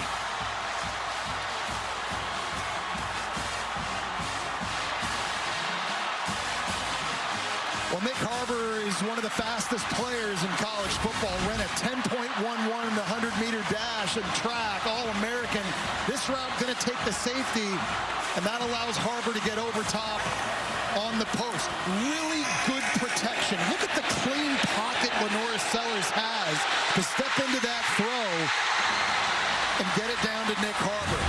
This is a guy who's been clock running 22.2 miles an hour this year, and now with the score 14-12, you got to go for two. Go for Dos, brought to you by Dos Equis. This to tie the game after the 54-yard touchdown off the turnover on downs.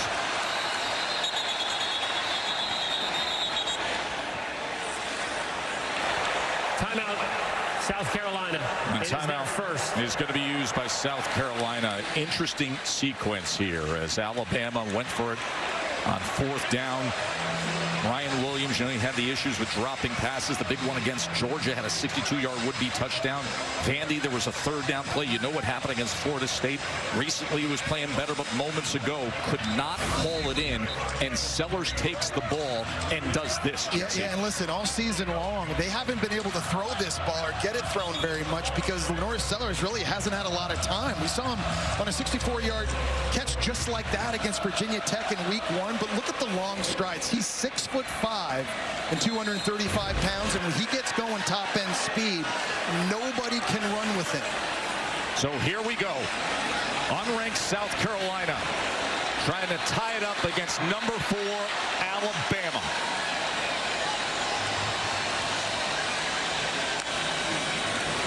Sellers to the end zone, and it's incomplete. He was trying to get his little brother Jaden.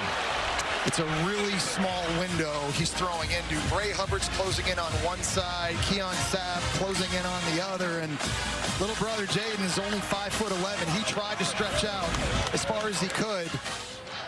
So this is going to be right in the middle in the back of the end zone. These windows close quickly just over the outstretched arms. There's just been a few throws in this game. LaNorris Sellers has barely been off. That's certainly one he wished he had back. And Shane Beamer, we saw him on tape when they had to call a timeout. When they were first lined up to go for a 2-point play, it's as if he knew they had a look that a play was going to work, and then because they had to call the timeout, they maybe had to change the play, and another missed opportunity. Remember, he turned to Katie and said, listen, time of possession, they had those 2 scoring drives for field goals that took 14 and a half minutes, and then in 9 seconds they get the big strike when you have the big weapons with Nick Harbor with the blazing speed. It's just amazing what happens when your offensive line gives a quarterback with talent time. An opportunity to step in, deliver an accurate ball. You can take advantage of some of the skill they have outside at wide receiver, and that's an explosive play. We just haven't seen many of those from South Carolina this year.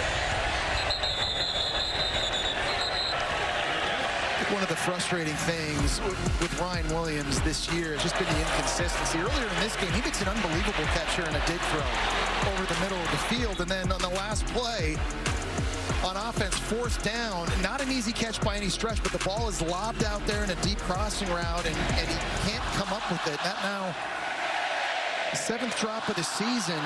He was so good in their last game against Tennessee. You started to kind of believe, okay, he's turning the corner, he's being consistent, drops have plagued him. In his first 2 years here at Alabama, he's so talented, but just has to become more consistent catching the football. Offensive coordinator Ryan Grubb told us the other day, hey, he made 3 catches last week, as good as I've ever seen him make, and then you come back with that moments ago. Here's Daniel Hill, and now he's tackled against this fired-up South Carolina defense. That's Barrett. Katie. Yeah, Tess, well, Ryan Grubb said he thinks there's 2 things. He thinks Ryan Williams is always ahead of the catch, meaning he's thinking about the next thing. So there's certainly a concentration issue he thinks there that they're continuing to work on. And then he said there's this piece of strength where he doesn't trust his hands, and there's something where we've got to continue to develop his ability to catch the ball. So those are 2 things that they continue to work with him as the season progresses, guys. Yeah, Katie, they've looked at his contact lenses, whether it's a daytime thing, a nighttime thing. They showed him film of Jalen Colt at Washington. Ryan Grubb has to try to help him out. After the tackle for Ross, the quick strike, and that's incomplete. As Edwards couldn't hold on. Defensively, Williams was there. He almost had another chance at an interception. Yeah, good physical play that time and a clean play by Peyton Williams. Back in the day, this is going to be a blow-up kill shot over the middle of the field, but he was able to control himself and dislodge this football. He dropped an interception the last play out. Good clean hit on a bigger tight end. Now forces third down, and Joe, Dylan Stewart now, number 6, with this crowd noise coming off the edge. Alabama's lined up a tight end to help out their right tackle, Michael Carroll. Let's watch for Stewart in a spot like this.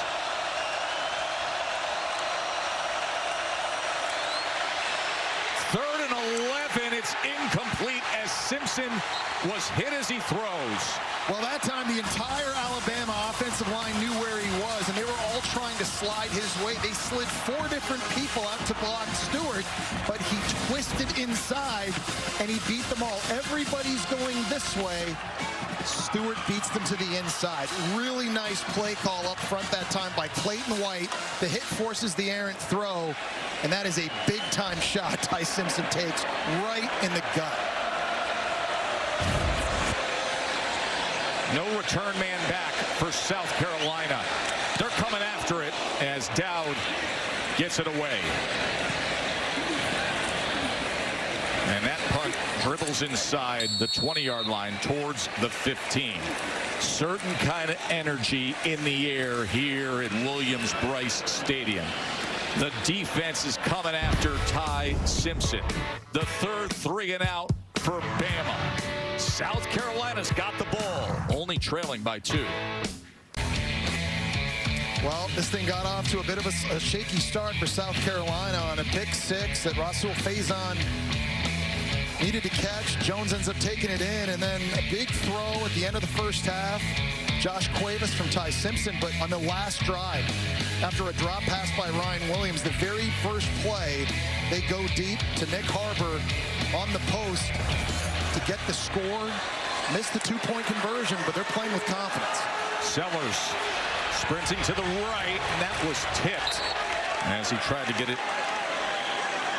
It was Justin Jefferson that got his hands on that play that time. And you're just seeing again from Mike Shula, he's trying everything here to help out this offensive line. It's max protection on the post throw to Nick Harbor, and that time moving the pocket, trying to make it easy for his quarterback. This has been the struggle all year long offensively, is just trying to find ways to bring this passing attack alive.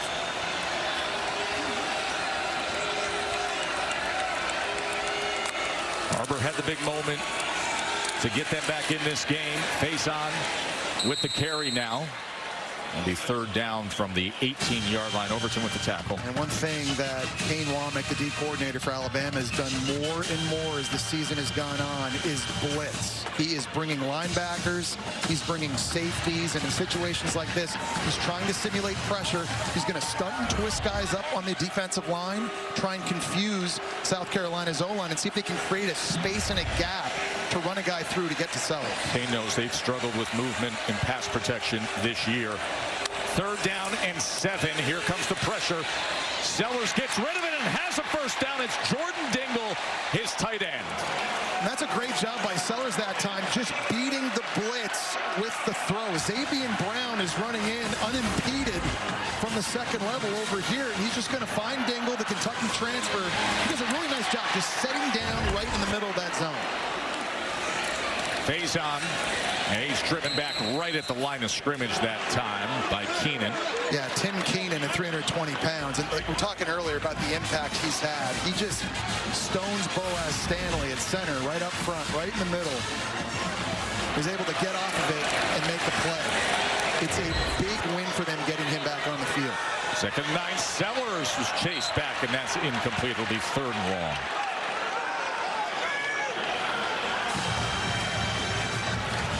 Third down, and this has been the issue, third and long. All year, 33% on third down. And the average to-go distance is 3rd and 9. They've just been living in this situation way too much. Penalty flag down at the 31-yard line.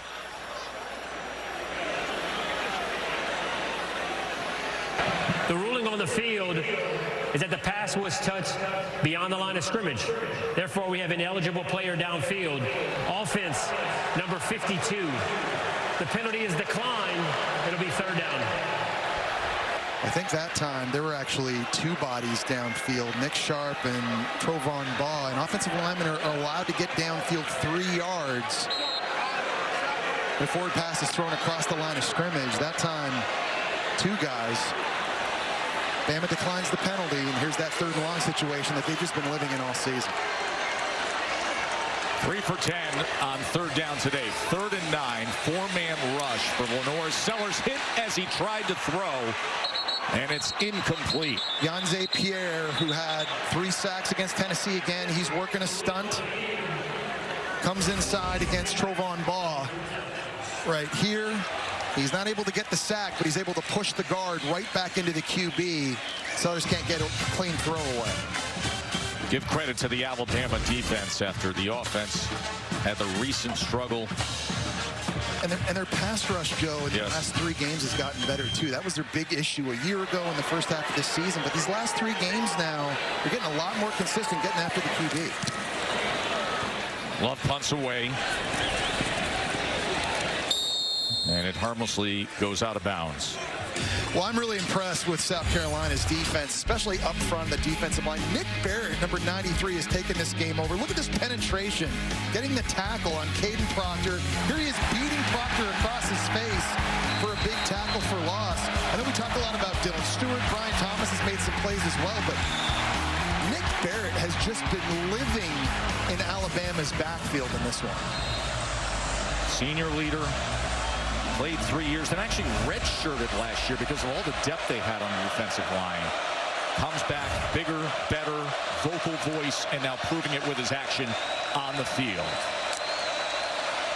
Ty Simpson on first down, gets the ball out quickly and does so to Ryan Williams. You know, I always love that when quarterbacks go right back to a guy after he's dropped a pass. And not that you're worried about Ryan Williams' confidence. I'm sure he's supremely confident. But you just want to get the good mojo back, right? So just throw him a quick stick route, get a couple of yards. Here we go. 7-yard reception for Williams. Jam Miller now out of the backfield as a flag is down as Miller takes it ahead for what now is a first down for Alabama, but the flag's back at the 23. Personal foul, hands to the face. Offense, number 64. The penalty will be enforced half the distance to the goal from the previous spot. Remains second down. Michael Carroll, a true freshman who just gets his right hand right into the face mask of Dylan Stewart. And this true freshman, big time recruit. The #1 guard prospect coming out of high school. But you're out on an island against one of the best pure pass rushers, not just in the SEC, but in college football. And you are going to have your hands full.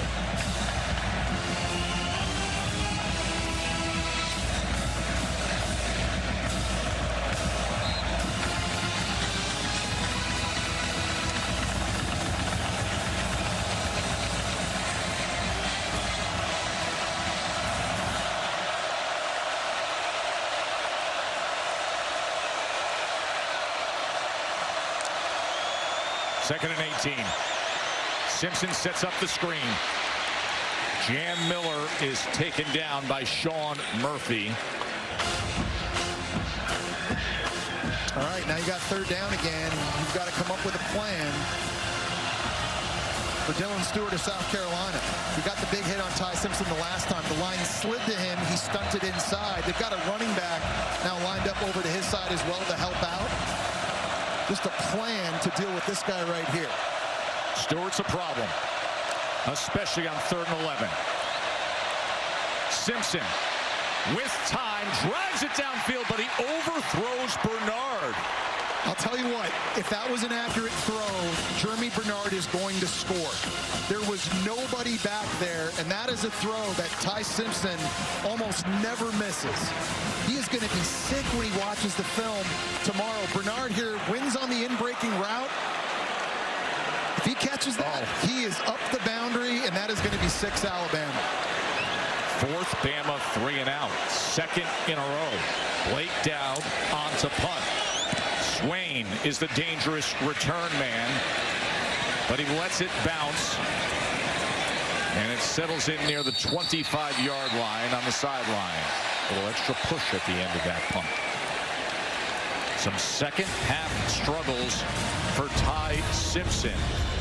As you get the sense they're starting to believe here at Williams-Brice.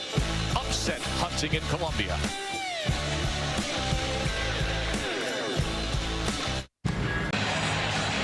Taco Bell Litmas Student Section. Only one student section can claim the title of Litmas Student Section of the Year. Who's going to take home that trophy this year? Got some good candidates here at South Carolina. It is 14-12. The South Carolina team was struggling with their offensive line play. Struck big with a 54-yard touchdown to Nick Harbor here in the third quarter. Now gets the ball back after another 3-and-out by the Bama offense, and Sellers stays alive and able to stride his way along the sideline. Yeah, the superhuman plays he's just got to be able to make if they're going to win. Kelby Collins, the transfer from Florida that time, had a shot at him in the backfield, but he just runs so fast for a guy that's 240, and people just can't seem to bring him down. I'm telling you, he's avoided, I think now in this game, probably 55 sacks on the year. It's just crazy how well he's played. They go with the tap pass to Fuller, and Fuller trying to get to that edge for that line to gain. He's going to be very close, maybe a football short.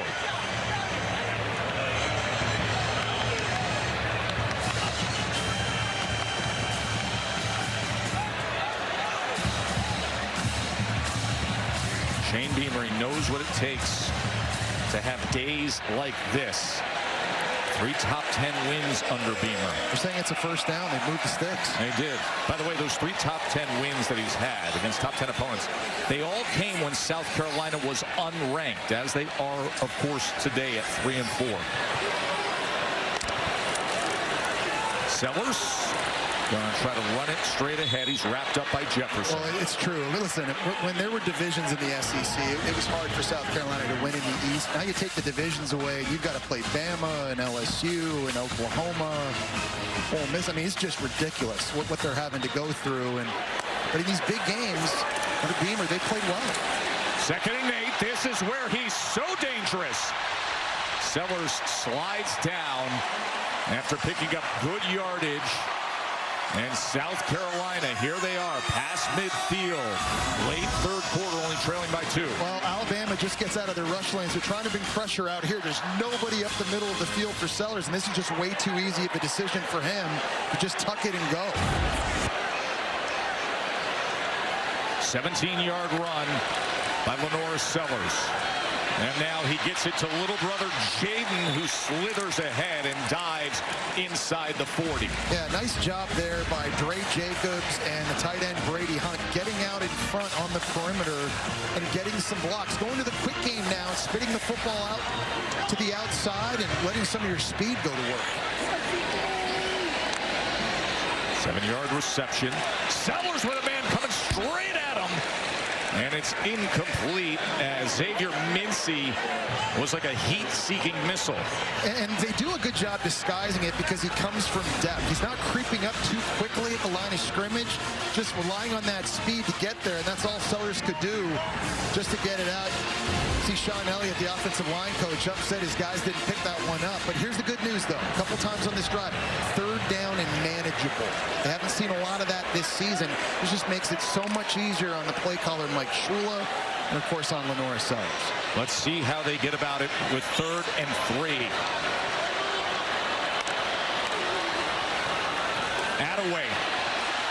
Attaway's got the first down and more, as trying to punch it out was Yonze Pierre, but it's a first down South Carolina. Boaz Stanley at center, and he's lost a few battles to Tim Keenan, but he absolutely wins this one. He's able to turn him to the left. He's able to get position and keep him walled off, and that opened up a big crease for Oscar Attaway to run through. Really nice job by the transfer from Troy, working against one of the best nose guards in the entire nation. 6-yard run by Attaway, the president of the SEC Football Players Council, and he delivers in a critical moment. Lawson makes the tackle that away this time, and a flag is down.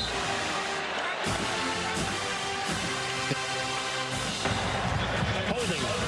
Offense, number 50. 10-yard penalty from the previous spot. First down. Just when we were praising him, Jesse. Boaz Stanley again, after that big block that time, he had LT Overton just running a stunt right into his face, and they called that for holding. And Joe, honestly, going back and watching it in the replay here up in the booth, I'm not so sure that was. They've all of a sudden found some success here running the football right into the teeth of Alabama's defense, but the penalty now obviously sets them back 1st and 20.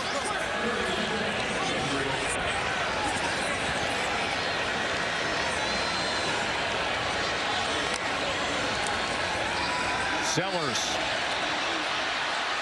as he tries to get free, made a man miss. Man, oh man, does he have athletic ability. Well, and Mike Shula's trying a bunch of different things to give him help. He brought Jordan Dingle, a tight end, in motion that time to try and seal the edge on Yanze Pierre, and it actually worked for a split second. It gave Sellers just a split-second opportunity to get into the second level. Pierre almost brings him down, but somehow, some way, the guy just never goes down. Second and a long 8 here.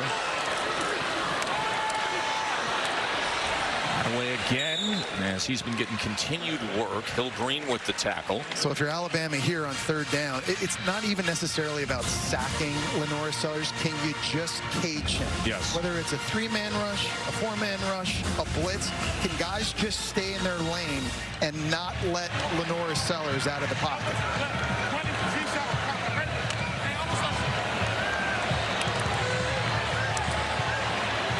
Third down and 6.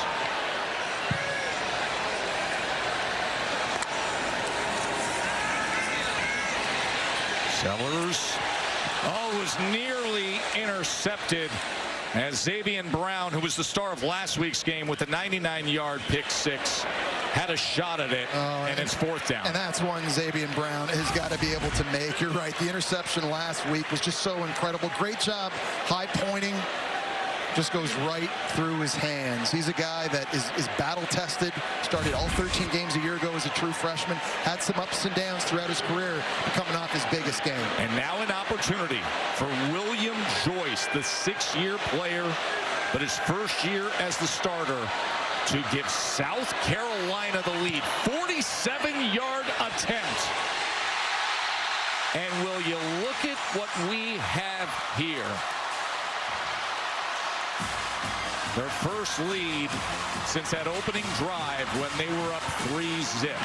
Shane Beamer is loving it, and he's seeing a lot of fight from his team. They've done an outstanding job defensively in this game. That's really the big story, but these last couple of drives now, this South Carolina offense has come alive. Really good drive there, throwing and running. Some big plays by Sellers to set up their kicker, who absolutely smokes that. William Joyce, who missed a big one earlier in the game. This one stays true, and this crowd, they are energized, and you just know South Carolina, with all the momentum now on their side, they are feeding off of this energy. Yep, there's a sandstorm here in Columbia with a 15-14 lead. We have said it time and again, take it in, because this is the sneaky great atmosphere in the SEC. I agree. As a guy who's played twice here, this is, in my opinion, the most underrated stadium and crowd in the conference.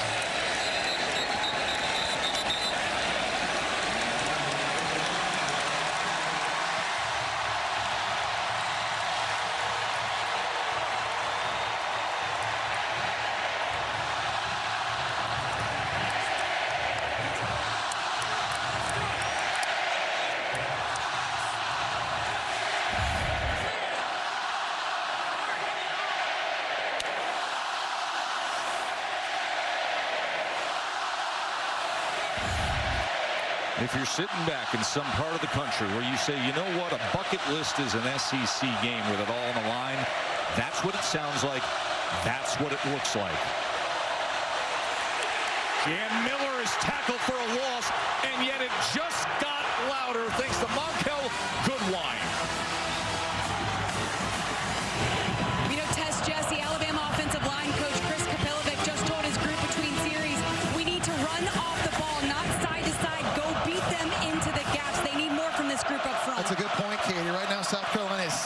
the gaps, and they're winning. 5 tackles for loss. And now to the outside, he connects with Ryan Williams, does Simpson. I just want to remind people, I know Bama has 14 points. Their offense has only scored 7, though. That's how well this defense has been playing all game long. Clayton White's unit is flying around. Tremendous defensive coordinators, Clayton White for South Carolina, and now his defense can get off the field again. It's a 3rd and 7. Simpson wants a whole lot more than 7, and it's incomplete. He was looking for Bernard, and Swain had coverage. Bakari Swain has made a couple of huge plays in this one. The sack, fumble, and this time Jeremy Bernard got behind him, but Swain, who's taken 3 punts to the house this year, has great catch-up speed. And I looked at this one. When this ball was thrown, I'm thinking, oh, this is a touchdown Alabama. Swain's able to catch up. The ball a bit underthrown. A little bit of contact, but the referees have been letting them go on both sides of the field, and it's a consistent call. Dow punting away.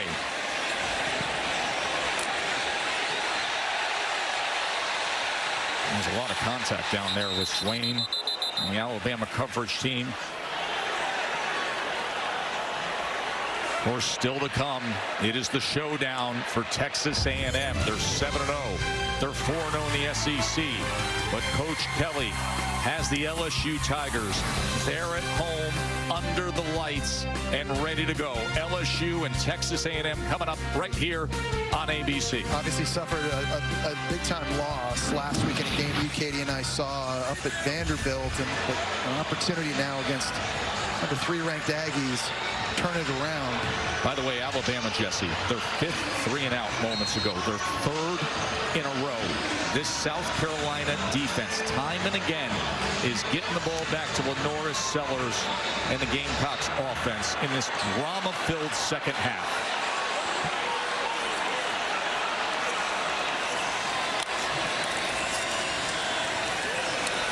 Sellers, as he gets it out to the 21-yard line, tackled by Lawson. So this is how it's going to play out. The number 4 team in the country that's been on the hottest roll through ranked teams is going to start the 4th quarter on the road here at South Carolina, trailing.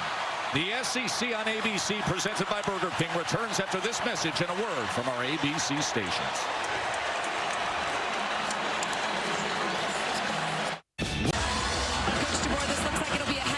What do you need to see from both sides here in this final quarter? Well, we gave up the one play, really, defensively. Otherwise, we've done a nice job of the game. Offensively, we got to find a rhythm. We got to get into just throwing and catching it and doing a better job around the football because we're struggling there. Thank you. Thank you. Coach DeBoer is listening to the classic for an entire generation here at South Carolina. The Eurodance Trance Classic Sandstorm that takes over this place on days like this. We are starting the 4th quarter with Lenoris Sellers on the go and South Carolina with a 1-point lead. And for them to keep that lead, they just got to keep these 3rd downs manageable and give them an opportunity. And I love just putting the ball in Lenoris Sellers' hands here. He's the best athlete on the field. So whether it's running the football, whether it's getting him on the move, giving him run-pass options on the outside, put the ball in the hands of your best player and go win the game. A year ago at Alabama, he nearly led a comeback in the final seconds. Here, he has the lead in the final quarter. 3rd and 4.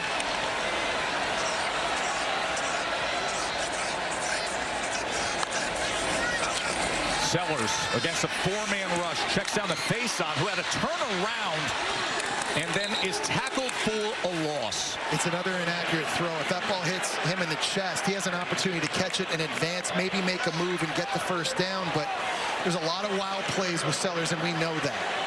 Running and throwing, there's been too many times, I think, in this game, off-location throws have cost them, and now punting way backed up, looking like Bama getting it back close to midfield. Mason Love on the punt away, as Cole Adams, the return man, already has his heels on the 40.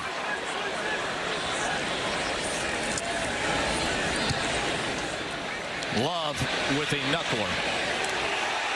A lot of contact there. South Carolina jumps on it, claiming it is their ball. And it is! The ball hit an Alabama player. Is the ball hit a kicking team player, correction, a receiving team player recovered by the kickers. First down, South Carolina at the spot of recovery. Nick Harbor was down there to jump on it. What a moment, Jesse. And I don't know if this hit Cole Adams or if it's number 3. I think that's Mbakwe, number 3, right there on the hit. That absolutely does hit him.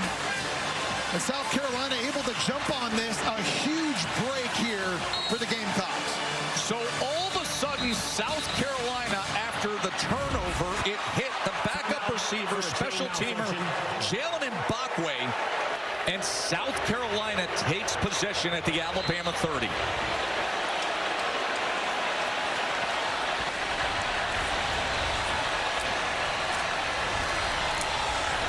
Fuller probing straight ahead, and it's tackled by Overton. It's interesting, Joe. Early in this game, we were talking about the miscues from South Carolina shooting themselves in the foot. Alabama has done that as well. Sack fumble on Ty Simpson. Ty Simpson missing an open Jeremy Bernard on a play that's going to score here recently. And then that play right there on special teams, they're starting to do the things that teams do to lose games. One of the best turnover margin teams in the country. Now going the other way today. 2nd and 8. Sellers thinking about running it himself. Escapes that pocket collapsing and then takes Bray Hubbard for a ride. As at the end of that play, the players jumping ahead on that ball, but they're going to mark him down at the 20.5-yard line. LaNorris Sellers that time breaks tackles from James Smith, from Yanze Pierre, and from Justin Jefferson. 3 guys on Alabama had an opportunity and a crack at number 16, and still somehow is able to get north. Big James Smith, that defensive line, they've got to deal with a very fiery LaNorris Sellers, looking for a massive upset here. 3rd and 1. Fuller. He is tripped up, wrapped up, but drives ahead. He backed right into the defensive line, and the leg drive earned them the first down. Well, Deontay Lawson had a shot at him in the backfield, and Fuller was able to break that tackle, and then just showed great leg drive, as you said. There's the missed tackle right there by Lawson. Puts his arm down, stays on his feet somehow, fights through Smith, fights through Hubbard, Dijon Lee, everybody, to get that first. And Shane Beamer, man, this has been an emotional roller coaster for South Carolina's head coach all game long, but on a high there. South Carolina hasn't beaten a top 4 team since 2019. Sellers pitches to Fuller. Fuller, as he spins ahead near the 10-yard line, tackled by Sav. They've had red zone issues all season. They've had red zone issues in this game. But how big would it be for them to score a touchdown after getting the turnover on special teams and capitalizing? We talk about seizing and controlling the momentum. And there's been a shift here lately. This is a massive opportunity for South Carolina. As that clock ticks down to under 11 minutes, and unranked South Carolina been struggling in recent weeks, but with LaNorris Sellers, one of the most athletic, dynamic players in the country, trying to lead the way here in the 4th quarter. As Fuller will depend on the mark here, as he's just inside the 10-yard line. I mean, they're putting their bodies on the line now. I mean, this thing has become a physical slugfest. Fuller leaves his feet and gets absolutely tattooed by Deontay Lawson and Yanze Pierre. But games like this, you just all hands on deck. You got to do what you got to do, and this very well may come down to which team is the most physical and can control the line of scrimmage here late.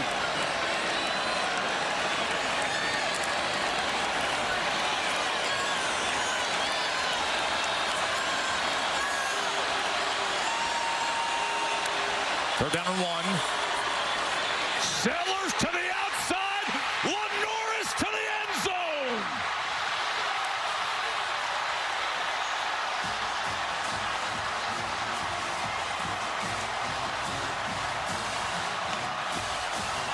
Jackson and Yanze Pierre inside. There's just green grass for Sellers to take advantage of to the outside. The run fake here freezes these 2 defenders. That's all the space Sellers needs.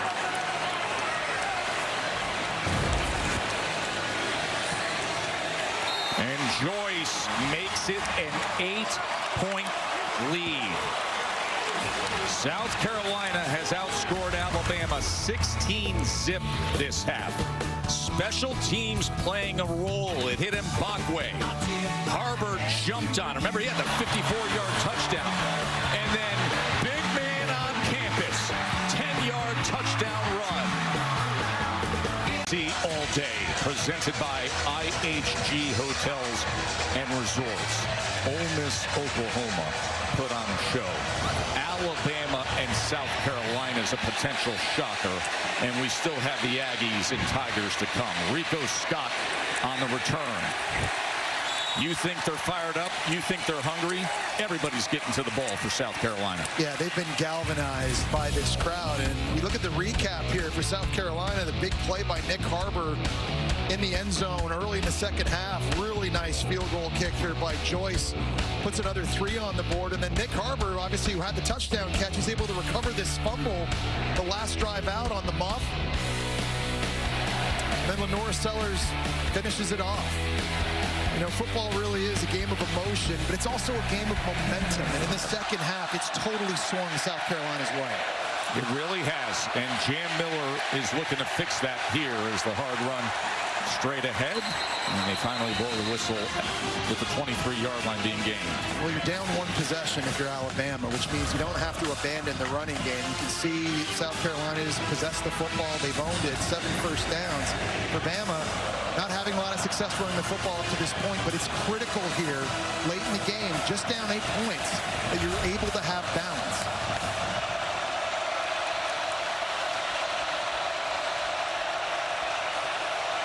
Second and 7 as Cuevas, the tight end, splits all the way out. And they bring the receivers in. Simpson has to step up, launches downfield. Oh, and it's batted away at the last possible moment by Jalen Kilgore, or else Jeremy Bernard may have been strutting across the goal line. And Jalen Kilgore got beat across his face on a post, but the recovery speed and able to tip this thing away. This is an unbelievably athletic play. Watch him climb the ladder and knock that down. Or you're absolutely right, Joe. That's going to be a walk-in score for Alabama. A game of inches. 3rd down and 7.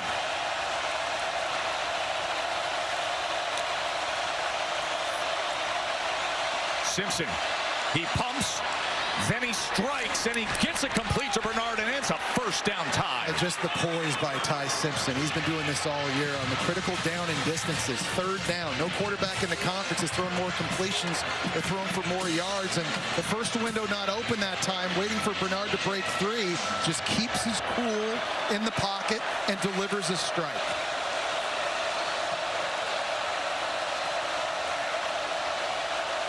A 13-yard reception by Bernard. For Alabama, first down.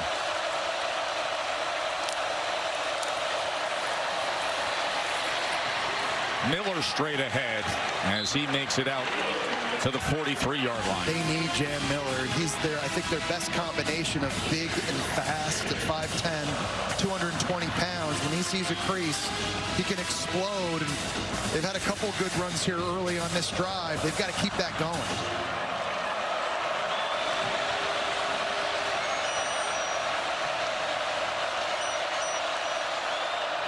Empty set for Simpson on 2nd and 4.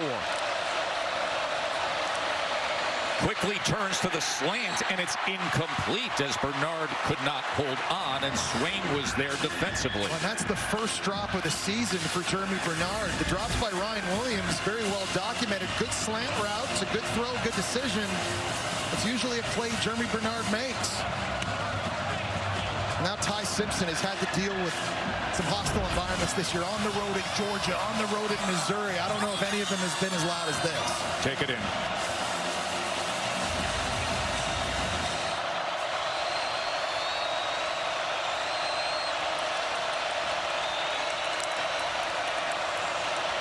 Third and 4. Shallow cross to his tight end, and he's got it. Josh Cuevas, who had the touchdown on 4th down earlier. Remember, the one offensive touchdown. There was a really bobbled ball, tip ball, pick six to start the game for Bama. Well, a nice route here by Josh Cuevas. This is called a whip route. He's going to look like he's running a drag inside. The linebacker, that time Johnson, tries to jump it. And then Cuevas puts his foot in the ground and gets back outside. Good, accurate throw right at the sticks. Gives them a fresh set of downs.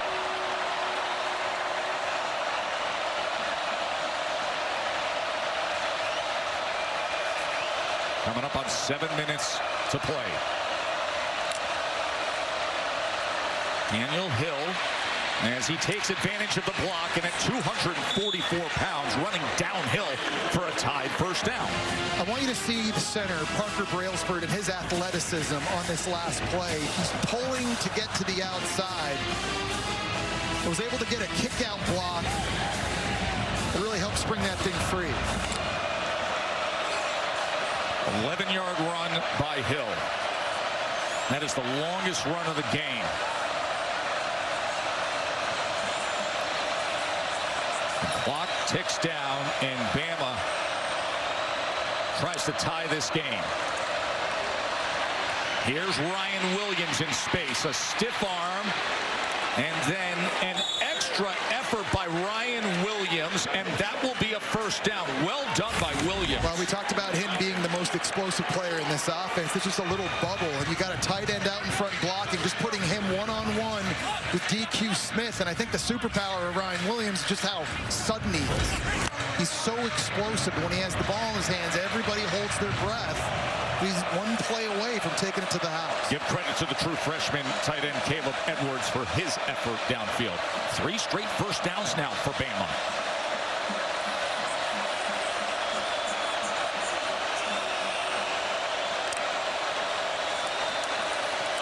Simpson sets up the screen. Here's Daniel Hill with blockers in front as he is met and taken down by Okoronkwo. He's made a bunch of plays in the pass game, and Ryan Grubb told us that for a big guy, he's got incredibly soft hands. We've seen him make some plays out wide on scramble plays, breaking tackles. That time, they set up the screen behind Cam Dewberry. And the true sophomore Hill, he's getting it done, not just running it, but he's played a bigger part in this game, I think, catching the ball.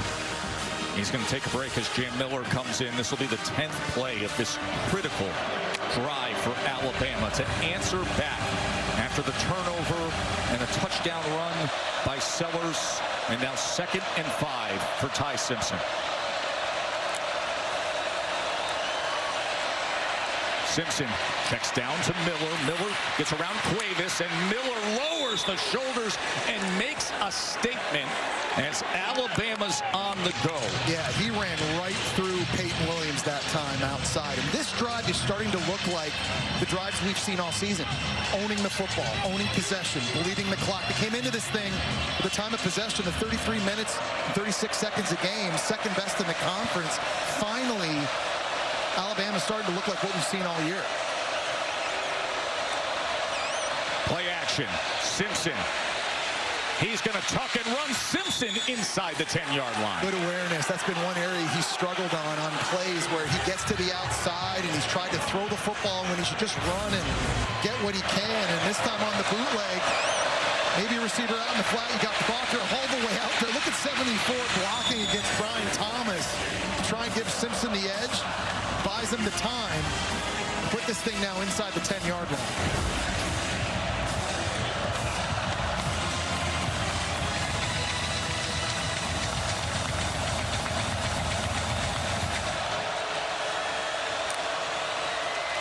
Simpson on 2nd and 3. Here's Miller out of the backfield. Made a man miss inside the 5 and then taken down at the 2. It is 1st and goal, Alabama. And that is a good tackle by DQ Smith because South Carolina's blitzing. Ty Simpson's hot, and he finds his answer out in the flat to Jam Miller. Someone's just got to make a tackle. Bakari Swain not able to get it done right there, but DQ Smith in his 42nd start makes a big stop here. Progressive Pylon Cam, here's your view as he is taken down at the 2-yard line. Double tight ends as they shift Cuevas and Edwards to the left side. Miller is met and tackled for a loss. That was J.R. Johnson. Simpson. And he just absolutely shoots the gap. Cam Dewberry's trying to climb up to him, but he's just not going to get there in time. Here he is. Dewberry's trying to get this block. He's just way too fast in the crease. Really good instincts that time. Getting a big TFL on Jam Miller. Clayton White's defense has 6 tackles for loss against Alabama. 2nd and goal. Jeremy Bernard lined up in the backfield. This is an area where they like to hand him the football. 2nd and goal, Simpson. Here is Bernard, and there is the end zone.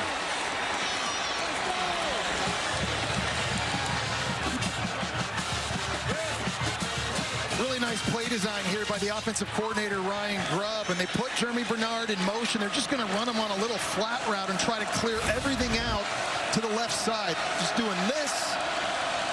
He's going to wiggle here and come underneath for the score. And now Alabama will have their first 2-point attempt conversion of the season, and it's to tie the game on the road at South Carolina. Can they do it? They shift Daniel Hill over. He takes the direct snap.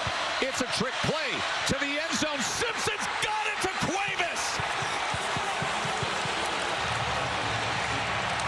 Hill shifts over. Simpson gets it back. Cuevas hauls it in. 22-22. Deuces everywhere. We got drama. And they faked it to number 2 that time. Ryan Williams in the slot coming around. Everyone's thinking this is going to be a reverse to him. And it was Ty Simpson that holds on to it. He's coming this way. Cuevas just works his way into the flat. It's a really good play design on a 2-point attempt. And we are all knotted up in Columbia. Do not go anywhere. Ready to roar down there in Baton Rouge. Remember, the undefeated Texas A&M Aggies still to come right here on ABC against LSU. The Aflac trivia question. Which program has the most home wins at night in the last 20 seasons? The Death Valley is a tough place to go. I know that. We lost there as the #1 team in the country back in 1997 at night. Not fun. Good Hands Play is brought to you by Allstate. Well, going back to Lenora Sellers here, avoiding sacks. He's just been making those superhuman plays. Getting away from Deontay Lawson here, rolling out to his right. Kelby Collins can't bring him down. It hasn't so much been the big, long touchdown passes, even though he has the nice one to Nick Harbor. I think his best plays have been these ones. Avoiding the negative plays. That's something he's been doing really his entire career. But in this game specifically, I think that's been the difference for Lenora Sellers. Offside was called on the kicking team there, Alabama. So it'll be South Carolina's ball to start this drive at the 30-yard line. Of course, the 2-minute timeout is coming up. South Carolina still has 2 timeouts. Tied up 22 apiece. Fuller goes ahead and is stacked up by Big Tim Keenan.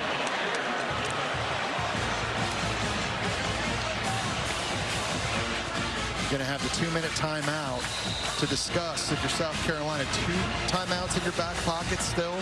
Trying to get into field goal range. See if we can steal this win. Can the #4 team in the country stay pretty here in Columbia? Down to field level. Aflac trivia answer. We asked which program has the most home wins at night in the last 20 seasons. You know what happens in Death Valley at night, and we will see if Texas A&M finds that out when they play at LSU in moments here on ABC. But here's the situation here. 2-minute timeout coming off of it. South Carolina with the ball. Unranked. Been struggling. They found themselves in the second half. Alabama had a comeback down 8, a touchdown, and a 2-point conversion. 2nd and 9, Lenora Sellers. Flag is down as he's chased and nearly tripped up by Overton, but goes downfield, and it's incomplete looking for Hunt. Well, a wild sequence there. A little bit of a flinch up front from Alabama. Offside. Defense, number 23. In the neutral zone at the snap. 5-yard penalty. Remains 2nd down. Lenora Sellers obviously knew he had a free play that time on James Smith. Now, if you're South Carolina, to get into field goal range for William Joyce, his season and long is 49 yards against South Carolina State, which means you have to get somewhere close to the 32-yard line if you're LaNorris Sellers to give him a good opportunity. 2nd and 4. Work to be done before that. Here is Sellers, and he's wrapped up by Tim Keenan. Ball may have come out right at the end there. Now they're ruling him down, but you can see Alabama arguing for it. And it is a turnover. As Deontay Lawson on the field is a fumble recovered by the defense. First down, Alabama.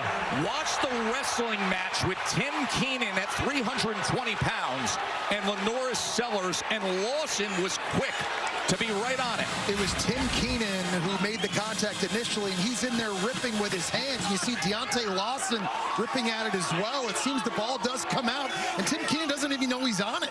He's literally sitting, laying on the football. Deontay Lawson's yelling at him like, dude, the ball's underneath. Incredible play by Deontay Lawson to realize the situation. The ruling on the field is a fumble recovered by the defense. The previous play is under video review. And I think the ball came out before LaNorris Sellers' right arm and hit the ground. I think this is going to be a turnover for Alabama. Could not have come up with a bigger play in a bigger moment from a guy in Tim Keenan who, remember, missed the first 3 games. He's a team captain, he's a leader, and he's one of their biggest playmakers. You can't make a bigger play than that right there. Listen, we know what you saw, but let's get extra eyes on this. Our rules expert, Matt Austin. Matty, what do you got? Yeah, Joe, I agree with Jesse. I think that the ball came out before a knee or elbow or anything hit. So I do think this call is going to be upheld, and it's going to be Alabama's ball. Now, as for Deontay Lawson, he sees Keenan wrestling with Sellers, trying to pull on him. He gets the extra arm in there. After video review, the ruling on the field is upheld. First down, Alabama. As big of a play as you can make. Deontay Lawson, the forced fumble. Keenan's laying on top of it, and Bama's in business at the 38-yard line. Turnover margin has been so big for Alabama all year. 3rd best in the nation in that. Remember, pick 6 in the first quarter of this game by the defense. And they force a massive fumble here late now, giving the football back to Ty Simpson on South Carolina's 38-yard line.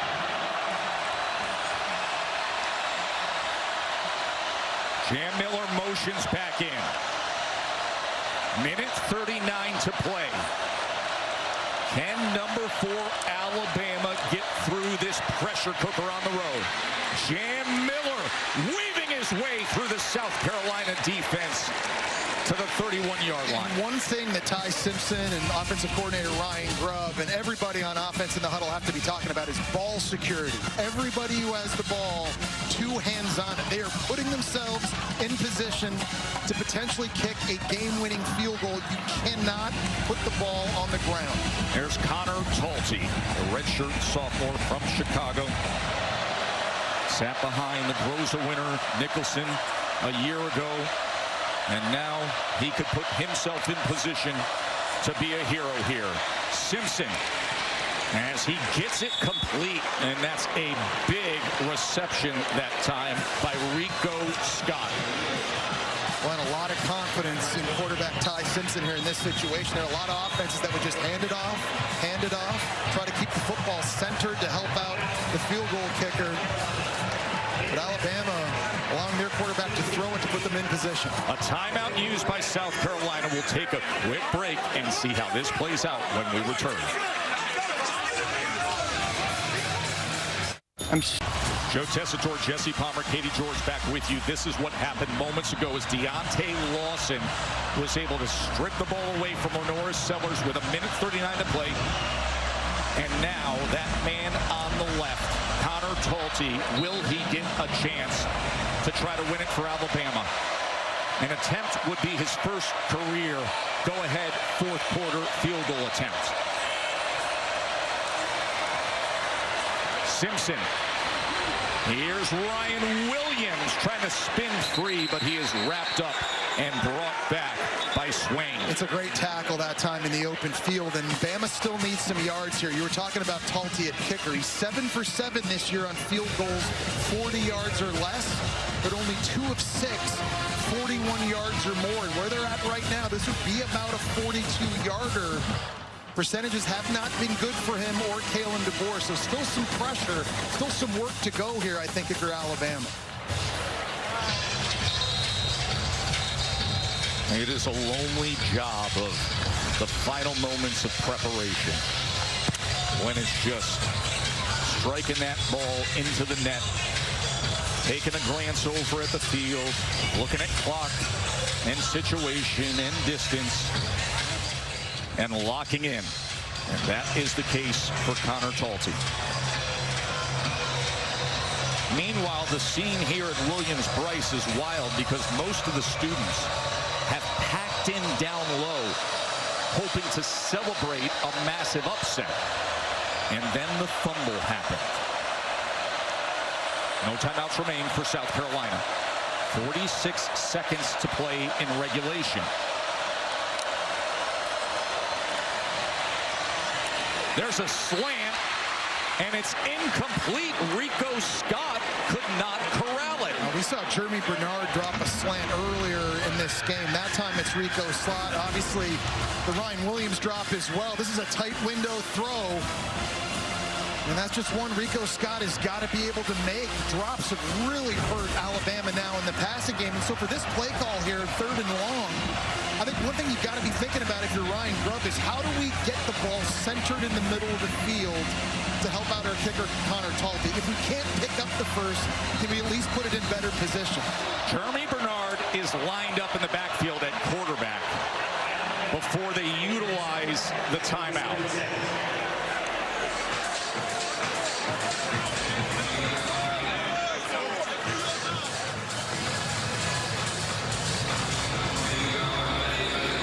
What a wild fourth quarter we've had after South Carolina rallied all the way back. And now you see Connor Talty, redshirt sophomore, kicker for Alabama, grabbed a hold of this job this year, but for the first time, a pressure pick.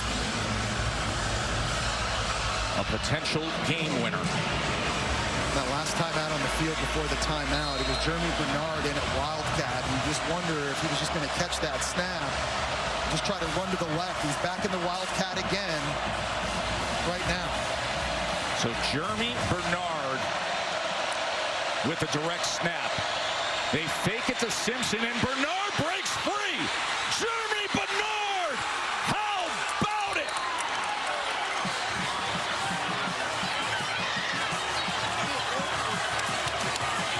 A 25-yard touchdown run by Jeremy Bernard. This is wild because he's going to fake the reverse to Ty Simpson. He gets out wide. He's one-on-one with DQ Smith.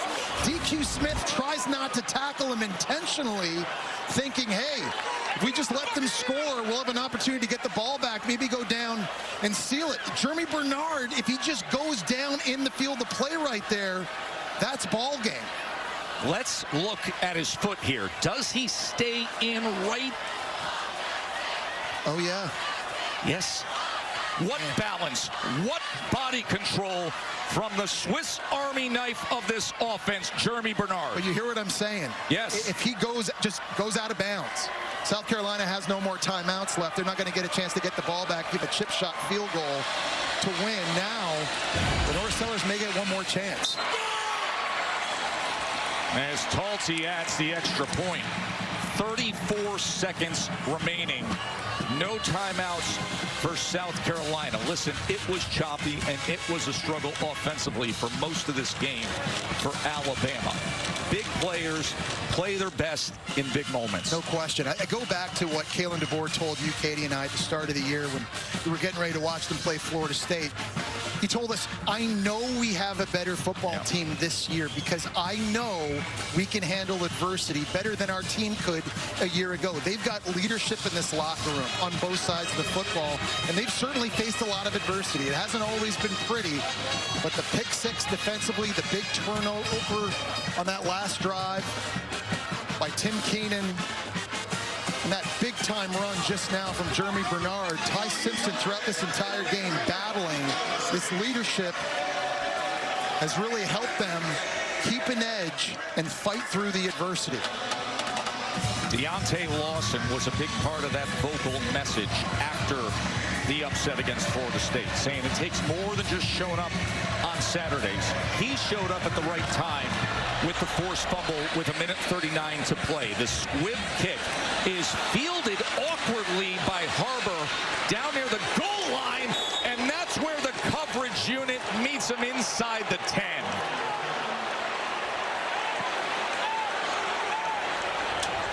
Tough sledding now for the South Carolina offense. Fans know it. No timeouts left. Backed up. You need 7 points to send this thing into OT. And again, the offensive line, that has been a major issue for them all season long. And you just know the front three, front four from Alabama are going to be pinning their ears back. And you just expect Bama to play some big soft zone coverage in behind it. Here's Sellers as he goes underneath to his tight end Hunt. Remember, no timeouts remaining. That's a great job by Bama converging and getting a tackle in the field of play. It's now wasting precious seconds and taking them off the clock. It was 22-14 South Carolina, and with 2:16 to play in the game, Simpson connected with Bernard for the touchdown, and then Cuevas for the 2-point conversion. And then moments ago, Jeremy Bernard with a 25-yard touchdown run. What a comeback by Bama in the last 2:16. Sellers. And he is brought down as Keon Keeley, who's taken much more of a central role, puts it into it. An absolute thriller here at Williams-Brice Stadium. You got to give Bama so much credit. Mental toughness, again, wasn't pretty. Could they keep their edge after beating four straight ranked SEC opponents without a bye week? The first team in the SEC history to do that. And the leadership and the playmakers stepped up in this game when they needed it most, and they survived here in Columbia. Katie's with Coach. Thanks, Tess. Coach DeBoer, it's not about how you start, it's about how you finish. What makes you most proud of the way your team was able to do so tonight? It's exactly that, and they're going to keep playing. And, you know, as long as they keep that mindset, you know, we're going to be competitive and have a chance in every single game. And we were great in the critical moments. There were some things that we didn't do well throughout the game, but we were great in the critical moments, and that was at the end of the game here. Deontay Lawson comes up with the biggest play of the game. What can you say about that shot that he was able to come up with? Yeah, it's huge. I mean, just, again, guys have been in the program, a guy like Deontay. I'm proud of him. I'm proud of TK. Those guys are, you know, heart and soul. I mean, they're captains. They've been here forever. These are the moments that they've worked so hard for. But I'm proud of the coaching staff. Continue to just keep these guys heading in the right direction. I'm proud of our players for continuing to fight. Congratulations on the win. Thank you. Said we were great in the critical moments. We'll take you through those critical moments as South Carolina had an 8-point lead in the fourth quarter. And then Ty Simpson, who many had in front of a Heisman poll this week, hits Bernard. They had to have this for the 2-point conversion. Cuevas, that tied it up. There was the big turnover, and then the big run. And I think this is really good. Maybe something Bama needed as a team after making it through that gauntlet these last 4 games. Sometimes you just need a wake-up call and just a reminder that in this conference, in this league, nothing comes easy. No. If you look at their schedule the rest of the way, LSU at home, Oklahoma at home, you got to go on the road at Auburn, and they'll be favored in all those games, but it's a good reminder that they've got to bring their A game each and every week. If they do that, I really do believe the sky is the limit for this Alabama team. Bama moves themselves to 7-1. Number 4 survives on the road. For Katie and Jesse, I'm Joe Tessitore, inviting you to enjoy the rest of your night with Texas A&M and LSU. Bama did it. Big drama here in Columbia, South Carolina, as we send you back to our college football scoreboard studio with Kevin and Booger. Gentlemen, take it away.